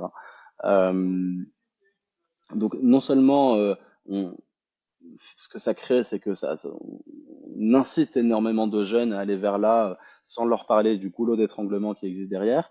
Mais en plus, c'est des jeunes qui ont pas de capital, qui vont s'endetter auprès de leur famille, et donc c'est toute une famille en fait qu'on plonge dans une situation délicate. C'est pas juste un jeune, et quand bien même c'était juste un jeune, ce serait déjà très grave.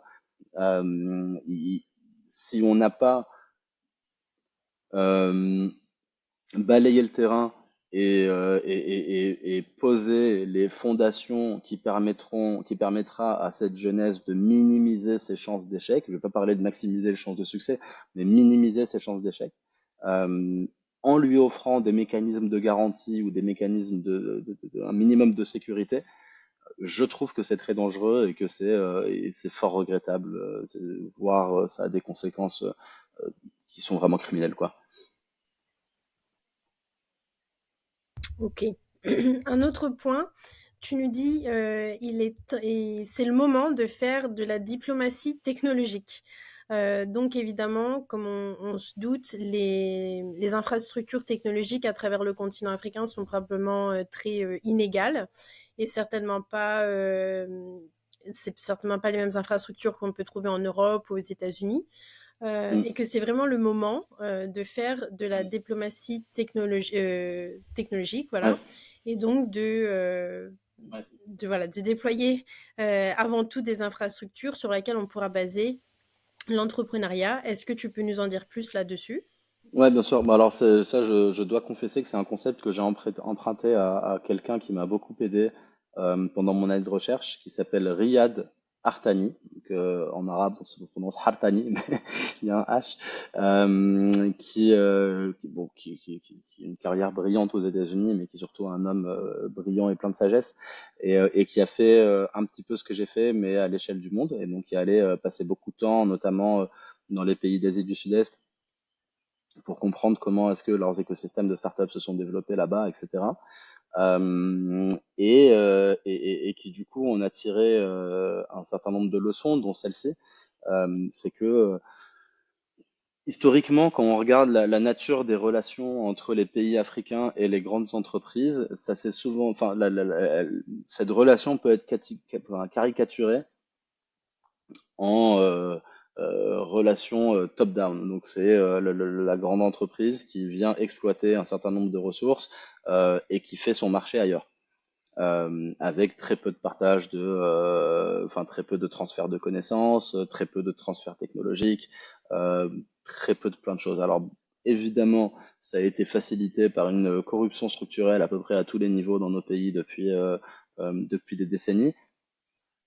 Mais lui, en regardant l'exemple des pays asiatiques, s'est rendu compte que c'est ça qu'ils avaient réussi à bien faire, mais il n'y a pas que les pays d'Asie du Sud-Est, hein. Alors lui, il pensait en particulier à Taïwan, à Singapour, qui sont des tout petits pays dans lesquels il n'y avait pas nécessairement les fondations business euh, qui auraient qui auraient facilité leur développement tel qu'on l'a vu ces dernières années.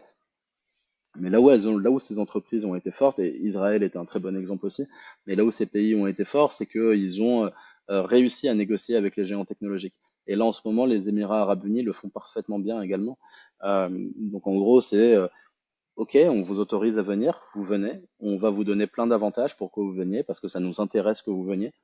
Mais en revanche, si vous venez, ça doit se faire dans un certain nombre de conditions et avec un certain nombre de bénéfices qu'on doit en tirer en échange. Et c'est ça qu'on appelle la diplomatie technologique.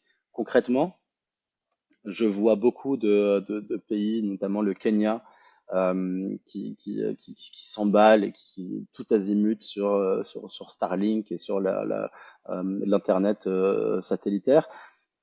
Alors ouais, c'est très bien. Enfin, potentiellement, c'est très bien. Mais d'ailleurs, l'Internet satellitaire, je précise que ça existe depuis très très longtemps, qu'il y a des cas d'usage en Afrique depuis très très longtemps, et que les zones blanches, elles persistent. Alors concrètement, l'argument qui est ressorti, c'est oui, mais tout le monde devrait avoir besoin, tout le monde mériterait Internet. Vodafone refuse de payer les antennes dans ces endroits-là.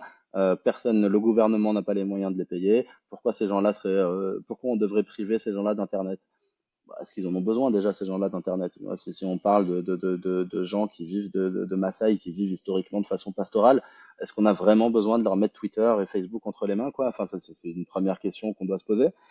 Et la deuxième, c'est, ok, Starlink, c'est bien. Enfin, ça peut être bien. Mais si tu fais rentrer Starlink là maintenant, enfin déjà regarde ce que Elon Musk est en train de faire de Twitter, regarde ce qu'il est en train de faire d'Internet, et demande-toi ce que ça peut donner s'il contrôle non seulement l'accès à Internet, mais en plus l'accès à l'infrastructure derrière qui permet aux gens de se connecter. Donc en fait, avant de se rendre dans une dépendance totale vis-à-vis d'un monopole, enfin d'un acteur technologique qui sera bientôt en position de monopole, je pense qu'il y a un certain nombre de questions à se poser. Et ok, pour bénéficier de la technologie de Starlink, pourquoi pas?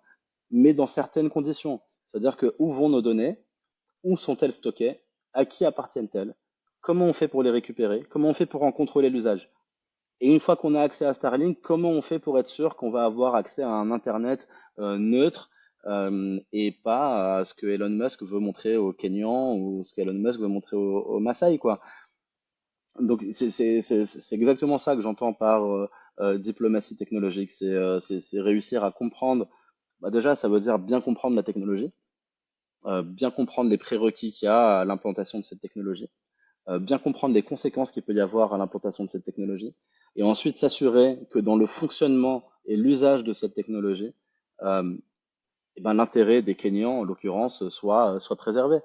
Et ça, bon, jusqu'à présent, ça n'a quasiment jamais été fait dans les règles de l'art, peu importe la technologie dont on parle. Alors, spoiler, je sais que je vais en décevoir pas mal, mais Elon Musk ne va pas nous sauver. Elon Musk n'est ni un dieu, ni un sauveur. C'est vraiment un point très intéressant, encore une fois, que tu soulèves ici, et on pourrait en parler des heures. Les données, la data, ce qu'on nous montre, qui contrôle les infrastructures.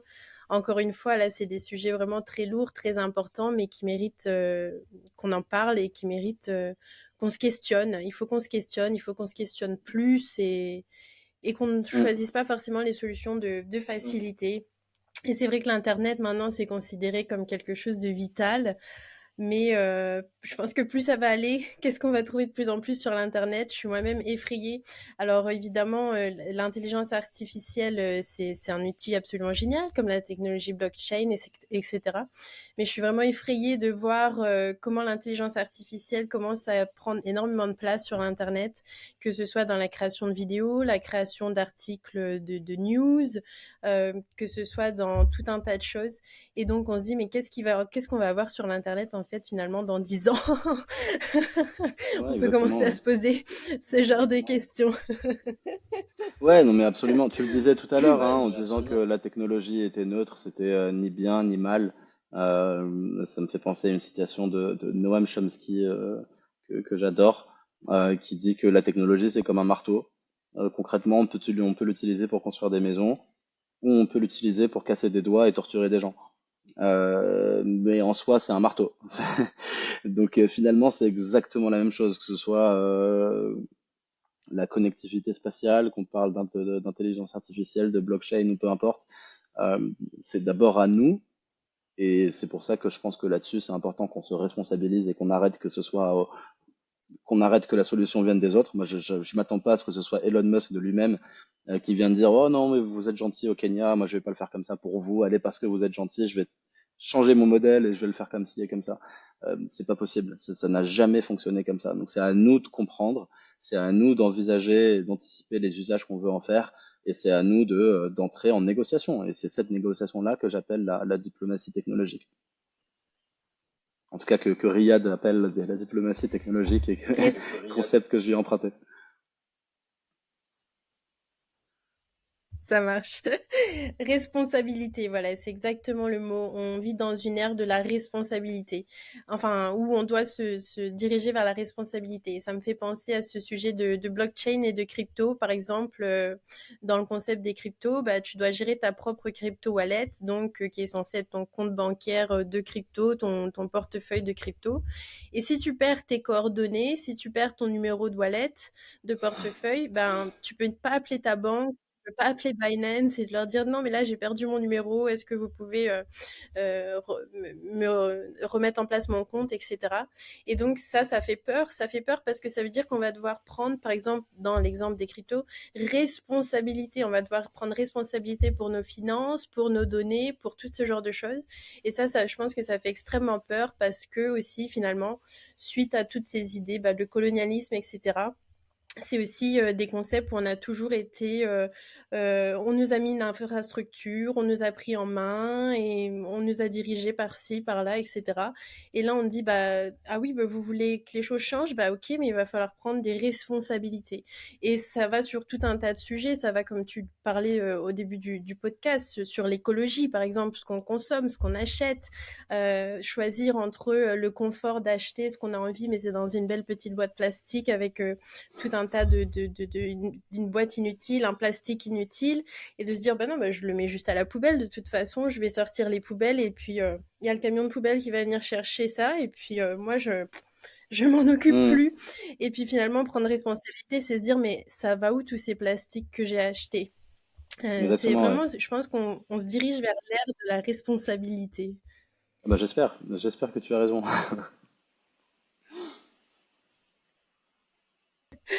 Alors j'aimerais dans un instant te poser quelques questions plus fun, te demander si tu as des anecdotes à nous raconter sur ton voyage, des anecdotes humaines ou autres, ou business.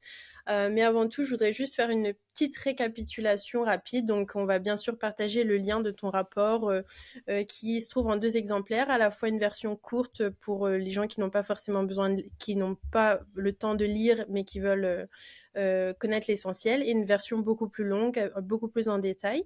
Mais avant tout, avant de conclure, est-ce que tu voudrais nous donner comme un petit récapitulatif, finalement, c'est quoi les 3 points importants qui ressortent de ton rapport ou ce qui ressort de ton étude, et puis les challenges, les recommandations. Donc évidemment, ça représente pas tout ton rapport parce que c'est une longue étude que tu as faite. Mais si là, tout de suite, tu devais tirer des grandes lignes, qu'est-ce que ça serait? Alors, c'est une question que je trouve toujours hyper difficile. Alors, on me la pose souvent, mais elle est vraiment très très difficile pour moi parce que pour moi, tout ce qui est dans le rapport est important. Et il y a beaucoup beaucoup de choses dans ce rapport. Je vous laisserai le découvrir. Mais je pense que les choses, disons, les plus structurelles, ou en tout cas ouais, qui peuvent avoir un impact le plus grand, c'est ce dont on parle depuis tout à l'heure. Je pense que le premier, c'est la nécessité absolue de repenser, enfin d'imaginer un modèle entrepreneurial qui corresponde à la réalité de nos pays, qui corresponde à nos objectifs et à ce qu'on veut en faire. Et donc ça veut dire nous asseoir tous autour de la table, définir ce que veut dire l'entrepreneuriat, définir comment est-ce qu'on doit le financer, définir comment est-ce qu'on doit lui permettre d'évoluer, etc. Et donc vraiment ça veut dire faire beaucoup de recherches, faire beaucoup de plaidoyer, et ensuite aider tout ce beau monde à s'adapter et à se mettre en ordre de marche. Je pense qu'il y a ça c'est vraiment le point le plus important, et qui finit par en englober plein d'autres. Euh, mais ouais, si je devais en citer d'autres, je pense que il est primordial d'essayer de s'affranchir de tous les biais mentaux qu'on a en tête lorsqu'on aborde la question de l'Afrique, et de l'entrepreneuriat ou de l'innovation en Afrique. Donc je pense que c'est enfin, il y a une question de posture qui est vraiment très importante. C'est montrer de l'humilité, quoi, tout simplement, tu vois, et essayer de comprendre avant de donner des leçons, et donc essayer de comprendre les spécificités de chacune des régions, comprendre les particularités de chacune des villes, de chacune des communautés, essayer de comprendre comment ils vivent, essayer de comprendre ce que ça veut dire pour eux de se développer, parce que c'est sans doute pas la même définition que nous on a en tête quand on a fait nos études en France, aux États-Unis ou en Angleterre. Donc il y a cette question-là qui est moins liée directement au sujet de l'entrepreneuriat, mais qui est fondamentale en filigrane. Et bon, après, c'est dur de choisir hein, parce que tu vois, le rapport est vraiment structuré par type d'acteur. Euh, mais je pense qu'un dernier message clé que j'ai envie de faire passer, c'est la nécessité de revenir un peu à l'état d'esprit qui régnait au moment des premières indépendances en Afrique. Et cet esprit-là, il était marqué par un panafricanisme clair et assumé. C'était marqué par des échanges, beaucoup d'échanges culturels et beaucoup d'échanges donc de voyages de personnes, d'échanges universitaires entre les pays d'Afrique. Et c'était marqué par une volonté commune d'aller vers un même but et qui poussait les gens à s'asseoir autour de la même table, à échanger, à partager des connaissances. Il y avait cette espèce de curiosité d'aller savoir comment vivaient les autres, etc.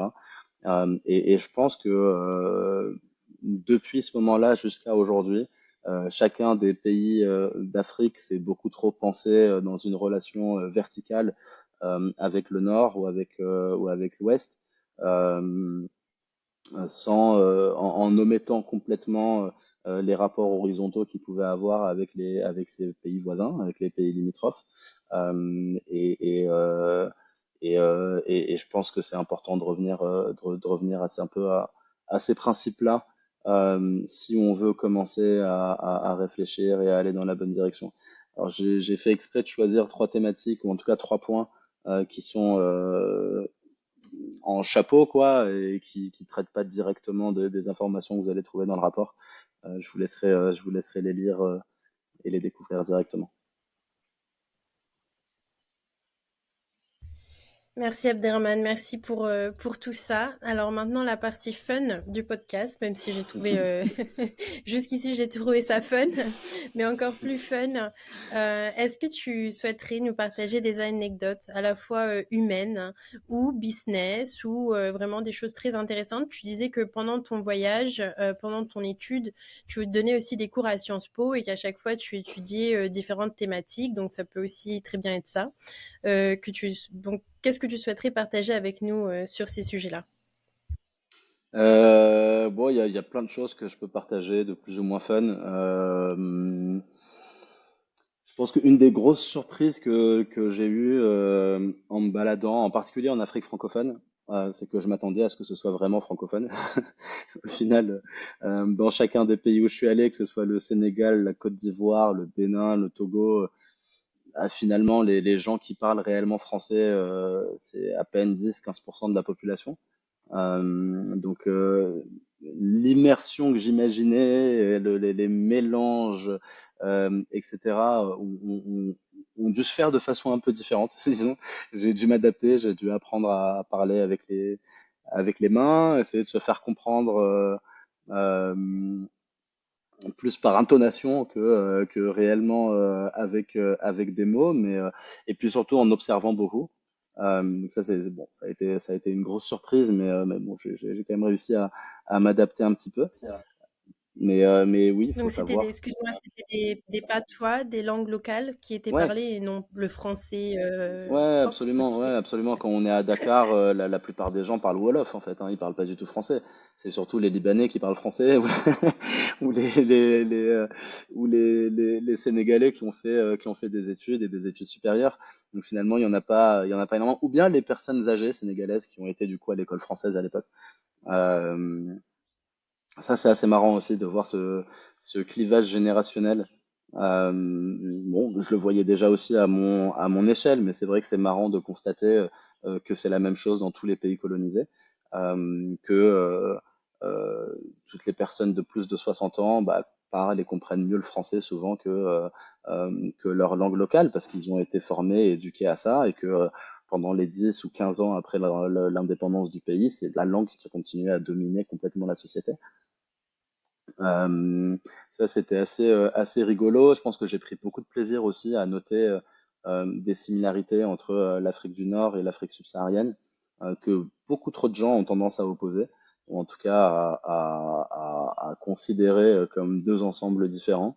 Je pense que même si il y a des hôtels et même s'il y a plus d'infrastructures ou même si il y a plus d'électricité ou d'eau dans les pays d'Afrique du Nord, finalement les gens, je parle des êtres humains et même s'ils parlent pas la même langue et qui n'ont pas forcément toujours la même religion, et ben présentent dans parfois, c'est dans certaines expressions idiomatiques, parfois c'est tu vois quelques éléments comme ça qui vont trahir une façon de penser, qui vont révéler un rapport, comme je le disais, au travail, un rapport à l'autorité ou des choses comme ça, qui finalement sont très très similaires. Euh, donc j'ai pris beaucoup de plaisir à remarquer des similitudes dans la philosophie, dans la façon d'aborder la vie entre des gens d'Algérie et des gens d'Afrique du Sud, alors qu'ils sont à plus de 5000 kilomètres l'un de l'autre et des aux 4 points cardinaux du continent, quoi. Ça, j'ai pris beaucoup de plaisir à le faire. Euh,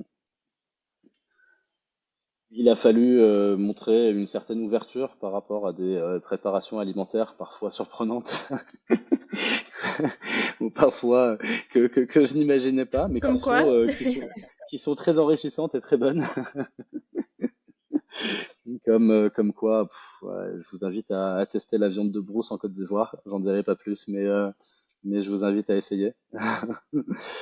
Non, mais il y a eu plein d'aventures de différentes natures. Moi, je suis quelqu'un qui suis aussi passionné de musique et passionné de musique, bah, notamment de jazz, de blues, de high life un peu africaine. Donc, j'ai pris beaucoup de plaisir à essayer d'aller découvrir et dénicher ces trucs-là. Alors, c'est vraiment pas facile d'accès. Euh, Parce qu'on communique pas et on n'achète pas ces billets de concert de la même manière à Paris qu'à Cotonou, que dans les petites villes ivoiriennes, qu'au Ghana ou autres. Mais franchement, ouais, j'ai pris beaucoup de plaisir là-dessus aussi. Et ça a contribué un peu à l'enrichissement culturel qu'a représenté ce voyage. Euh, Qu'est-ce que je peux vous dire d'autre? Faut savoir que je suis quelqu'un qui est pas toujours hyper bien organisé et qui a un vrai problème psychologique avec les avions. Je rate souvent mes vols et donc il y a quelques Pour réajustements quelqu'un qui budgétaires. voyage énormément, c'est le comble. Ouais, c'est le comble, je sais. Mais ouais, il y a quelques réajustements budgétaires qui ont dû se faire à cause de quelques étourderies et quelques vols ratés. Mais j'en dirai pas plus sur ce point. Je me préfère me taire.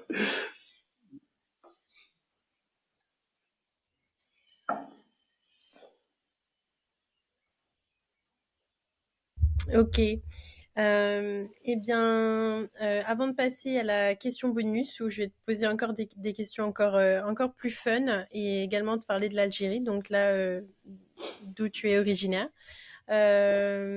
Justement, je voulais te poser un point, une question sur l'Algérie. Tu en as parlé tout à l'heure un petit peu dans le podcast, tu as abordé le sujet. Mais si aujourd'hui, en tant qu'entrepreneur en Algérie, on souhaite lancer une start-up, comment ça se passe? Est-ce que c'est facile? Est-ce que c'est difficile? Est-ce que c'est facile d'accéder à des financements? Comment ça se passe en Algérie? Alors déjà, c'est beaucoup plus facile aujourd'hui que ça ne l'était il y a 10 ans. Ça, c'est sûr et certain. Alors, l'Algérie, comme je le disais, hein, une économie assez particulière et une économie dans laquelle le gouvernement joue un rôle, ou l'État en général joue un rôle assez central. Donc, c'est sans surprise que l'écosystème soit structuré autour d'organisations gouvernementales mais qui sont pour le coup et de ce que je peux observer très impliqués et qui font des choses. Donc elles sont structurées autour de trois grandes activités. Il y a l'Algeria Startup Fund qui finance du coup les startups. Alors, je veux pas dire de bêtises pour risque de me tromper. Je sais qu'il y a quelques business angels et des réseaux de business angels qui sont actifs en Algérie, mais il me semble que l'ASF, donc l'Algeria Startup Fund, est le seul vrai euh, investisseur en capital risque dans le pays aujourd'hui. Et c'est celui qui aujourd'hui est en train de réellement fuel the ecosystem, quoi. Donc qui est en train de créer les premières générations d'entrepreneurs pour permettre à l'écosystème de démarrer. Il y a une deuxième grosse structure qui ensuite se divise en plein de sous-structures, qui est Algeria Venture, donc qui est un peu donc il y a un technoparc qui est aussi un incubateur d'État. Euh, Bon, il y a des programmes d'incubation et d'accélération en propre, mais il me semble qu'ils sont aussi en charge de structurer les programmes d'accompagnement à travers le pays et de chapeauter un peu l'ensemble des structures. Alors l'avantage quand on est un écosystème top-down avec le gouvernement qui joue un rôle aussi central, c'est que on peut décider de choses importantes, donc par exemple de doter toutes les universités du pays d'un incubateur. Il suffit de le décider et puis c'est fait. En tout cas, c'est fait sur le papier. Bon, ces incubateurs-là sont pas encore euh, tous au même niveau de ressources, etc., pour leur permettre euh, d'être efficaces, enfin, en tout cas d'avoir la même efficacité. Mais ils ont un ancrage territorial qui est hyper satisfaisant et qui peut permettre, si demain l'État le souhaite et en tout cas leur donne les moyens, d'avoir, enfin comme on le disait tout à l'heure, pour le coup, de vraiment réussir à démocratiser cette dynamique et faire en sorte qu'elle sorte de la capitale et touche un peu toutes les régions. Donc ça, c'est un point important. Et après, il y a le ministère des startups qui, plus au niveau gouvernemental, lui est en charge de l'animation, la structuration de l'écosystème, qui va pousser des lois comme le Startup Act qui a été promu en Algérie. Voilà, bon, en gros, tout ce beau monde ensemble va créer les conditions plus ou moins favorables à l'essor de l'entrepreneuriat. Il y a un autre. Donc, bon, il y a un certain nombre de réformes administratives et légales qui sont encore en cours pour faciliter encore davantage l'accès à l'entrepreneuriat. Notamment, donc ça a été promu très récemment et c'est très intéressant, un statut d'auto-entrepreneur qui permet aux Algériens de travailler avec des entreprises étrangères, de créer un compte en banque très facilement, de recevoir son argent en devise, de le convertir ou non en dinars algériens. Bref, ça offre un certain nombre de flexibilités qui sont hyper intéressantes pour des entrepreneurs ou pour des freelances. Et tout ça, effectivement, je pense, a pour objectif d'inciter de plus en plus de jeunes de la diaspora, enfin qui n'étaient pas forcément de la diaspora, mais c'est des jeunes comme moi qui sont partis étudier à l'étranger, à revenir dans le pays et entreprendre. Donc c'est de plus en plus facile de le faire. Ce qui est compliqué ensuite, c'est de faire grossir sa boîte et évidemment de faire en sorte que ça marche parce que les règles économiques en Algérie sont encore aujourd'hui un peu particulières par rapport à celles qu'on peut trouver dans des pays très libéraux. Euh, mais bon, il y a énormément de potentiel dans ce pays euh, d'un point de vue humain et d'un point de vue économique. Donc, si on trouve la bonne approche et le bon modèle, c'est possible que ça marche et que ça marche bien. Donc finalement, c'est un climat plutôt favorable en Algérie, en prenant en compte les spécificités locales et le bon format par rapport notamment aux Ouais, régulations, aux mais, lois, mais etc., je c'est ça, mais suppose. c'est Et au vraiment niveau de important. l'infrastructure, C'est vraiment important d'avoir justement ce bon modèle, c'est hein. vraiment important, Il est c'est vrai, vraiment. mais Mais ouais, ouais, non, c'est des règles c'est un économiques climat. qui sont particulières, quoi. Les règles de la concurrence sont particulières, ce qu'on appelle de rule of law, donc l'état d'application de la loi est parfois, voire très subjectif. Euh, donc bon, il y a un certain nombre de choses dont il faut se prémunir, mais encore une fois, si on trouve la bonne approche et le bon modèle, ça marche. Et en termes d'infrastructure, bah, c'est un pays développé, quoi, hein. Donc, 100% du pays est électrifié, 100% du pays a accès à l'eau potable, il y a du gaz dans tous les foyers. Alors, Internet laisse un peu à désirer, mais c'est en train d'être, comment dire, upgradé. Euh, il y a des routes, des chemins de fer, des aéroports, une compagnie nationale d'avions qui couvre assez bien le territoire. Bon, globalement, en termes d'infrastructure, ça va, il y a à peu près ce qu'il faut. En termes d'université, etc., bon, il y a à peu près ce qu'il faut aussi. Même si globalement on pourrait faire la remarque que il y a peut-être une dynamique un peu parfois, enfin qui a été descendante jusqu'à il y a peu, notamment sur le niveau de qualité des universités ou des infrastructures. Mais l'ensemble est là et c'est ce qui est le plus rassurant, c'est que ça peut toujours être amélioré, relancé, etc., etc. OK, donc il y a quand même du positif et finalement ça est encourageant, si on comprend les spécificités, locales. Absolument. C'est vrai que l'Algérie, c'est un pays que j'ai pas encore eu la chance de visiter et pourtant autour de moi, dans mes connaissances, mes amis, et une partie voilà, mes amis, en France, c'est toujours un sujet très, très sensible, l'Algérie avec, l'histoire, l'indépendance de l'Algérie, les pieds noirs. C'est encore quelque chose qui, je trouve, est enfin, c'est normal que ce soit encore quelque chose, mais c'est très, très sensible dans les familles, on le voit que c'est vraiment quelque chose, qui a encore beaucoup de douleur, voilà, autour de ce Hmm. sujet. Cela dit, fais-moi un peu rêver, parle-moi un petit peu en quelques minutes, l'Algérie, c'est quoi? La culture, la nourriture, la religion, peu importe. Hmm. Qu'est-ce que toi, tu as grandi, tu as vécu en Algérie, tu es né là-bas. Donne-nous envie d'aller visiter ce pays, fais-nous rêver. Bah, on se rend difficilement compte, justement, parce que c'est un pays qui a évolué de façon assez fermée, et qui c'est un pays qui a des principes euh, donc qu'on peut avoir du mal à comprendre, mais qui, en tant qu'Algériens, sont parfaitement compris, mais notamment de diplomatie, pardon, de réciprocité diplomatique. Donc l'Algérie, c'est le seul pays, l'un des seuls pays en Afrique où les Français ont besoin d'un visa pour rentrer, et où tous les étrangers ont besoin d'un visa pour rentrer.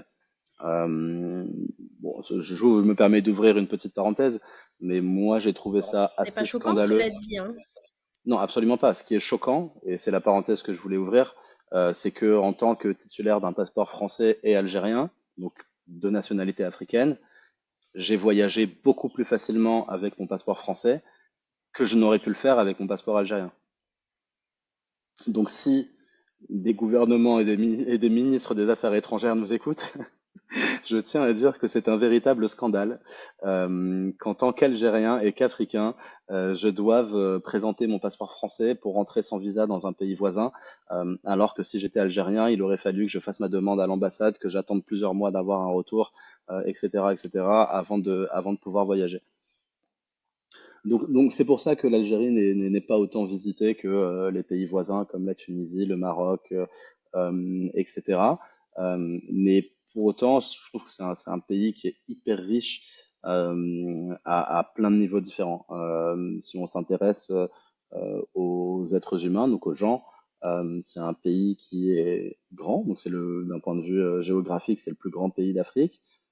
C'est un pays qui a une histoire qui est millénaire, donc avec une population autochtone qu'on appelle les Berbères, qui était répartie sur l'ensemble du territoire, mais avec qui étaient organisées, qui étaient tribales, donc qui étaient organisées en différentes tribus, qui au fil des années, au fil du temps, sont devenues autant de mini-cultures différentes, avec leur propre nourriture, leurs propres bijoux, leur propre musique, leur propre pas la, enfin, tout le monde parlait la même langue, la nazir, mais avec des subtilités d'une région à l'autre. Et sur ce terreau-là, qui était déjà très riche et diversifié culturellement, l'Algérie a vécu, de par sa position centrale en Méditerranée et l'importance qu'avait la régence d'Alger à l'époque. Donc vous avez tous entendu parler de Barberousse, j'imagine. Barberousse vivait à Alger.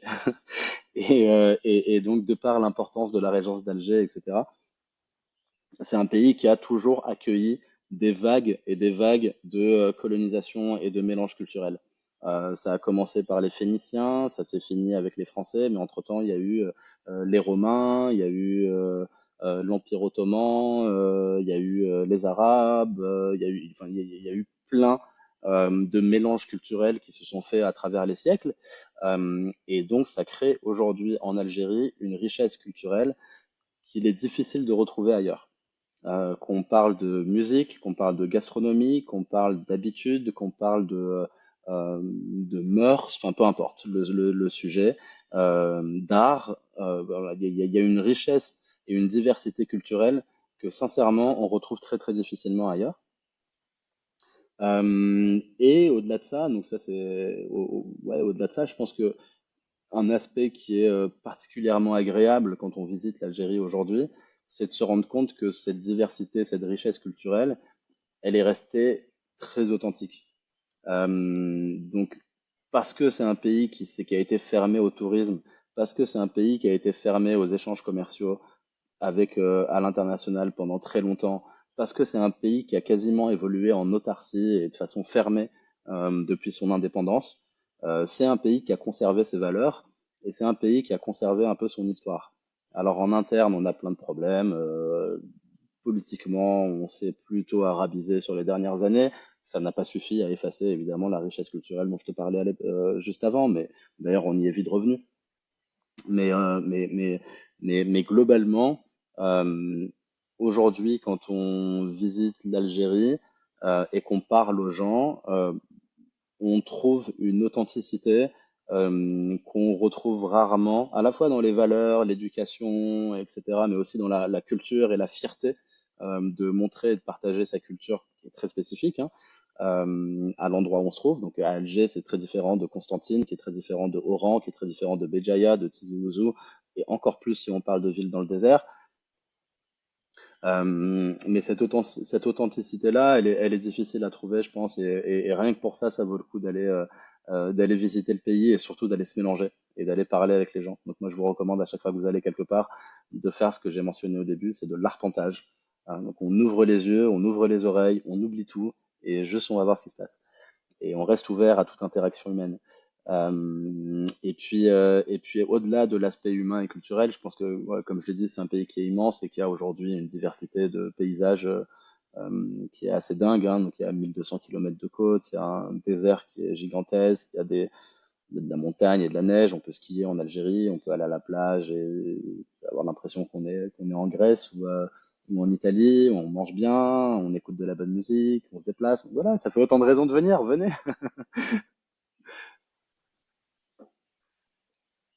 Donc le seul petit bémol, l'obtention du visa.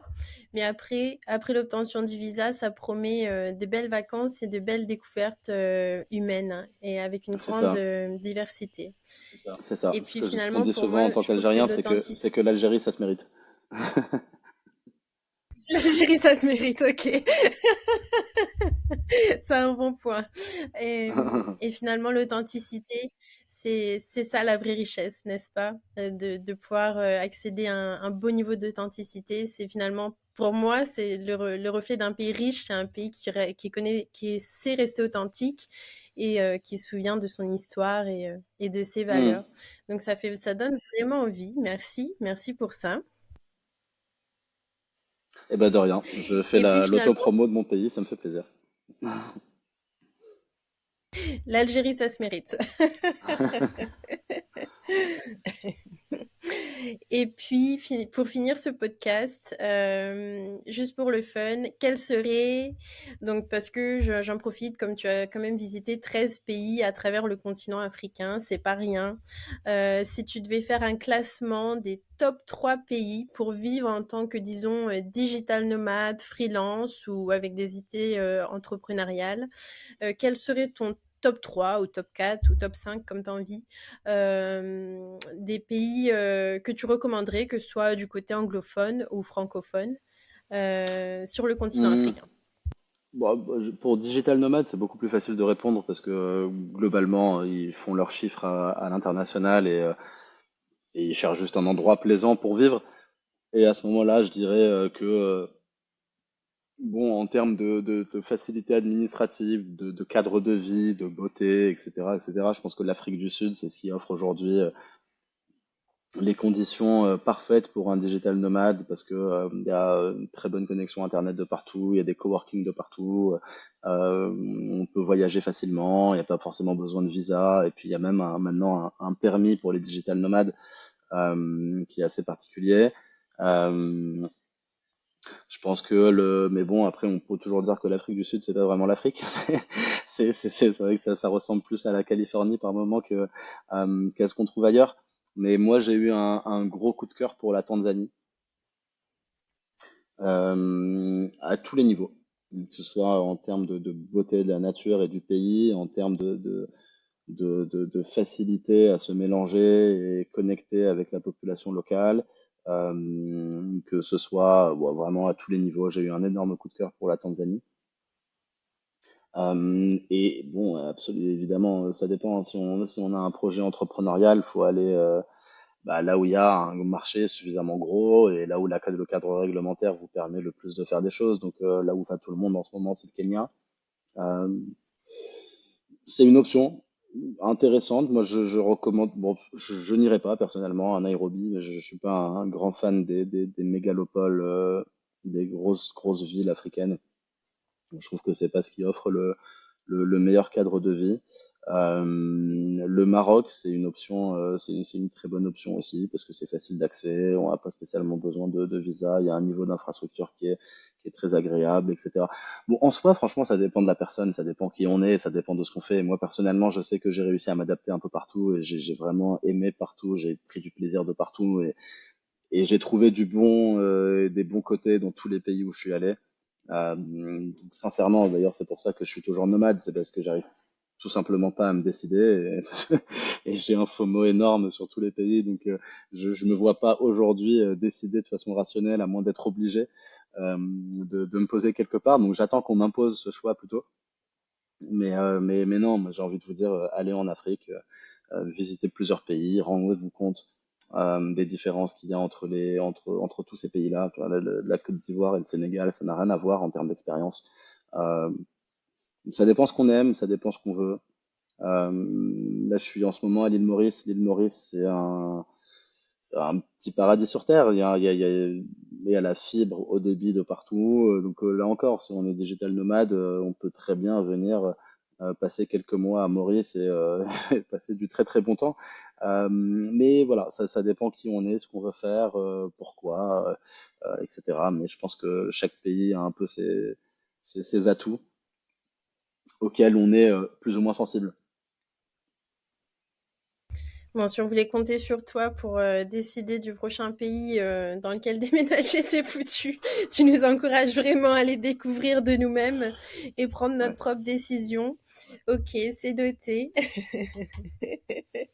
Eh bien, merci pour cette interview. C'était vraiment, vraiment super. J'ai pris beaucoup de plaisir à échanger avec toi. J'ai un énorme respect pour ton travail et ce que tu fais. Donc, ça m'a vraiment fait plaisir d'échanger avec toi. Est-ce qu'il y a quelque chose que tu souhaiterais dire avant de terminer cette interview? Non, non, pas vraiment, sincèrement. Moi, je te remercie aussi pour m'avoir donné l'opportunité de parler de ce travail-là. Moi, j'ai pris énormément de plaisir à le faire. Peut-être si je voulais conclure sur quelque chose, je dirais que c'est un travail qui a besoin d'être mis à jour en permanence. C'est un travail qui a besoin d'être approfondi. Moi, je n'ai fait que 13 pays sur 54 en un an. Ça veut dire que il y en a encore 41 à aller voir, à aller étudier. Moi, je peux pas tout faire tout seul, donc j'espère que je vous ai donné envie de faire la même chose. Et encore une fois, moi, je suis vraiment disponible pour vous aider, vous accompagner dans cette démarche. Donc, je ne demande que ça. N'hésitez pas à lire mon rapport, n'hésitez pas à me contacter. Et si je peux vous aider d'une manière ou d'une autre, je le ferai avec grand plaisir.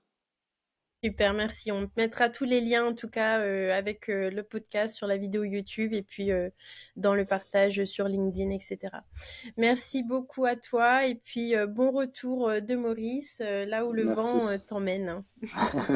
Merci beaucoup, Mélissa. Merci pour ton temps, encore une fois, et merci de m'avoir contacté. Je te souhaite une très bonne fin de journée à toi et à tous nos auditeurs.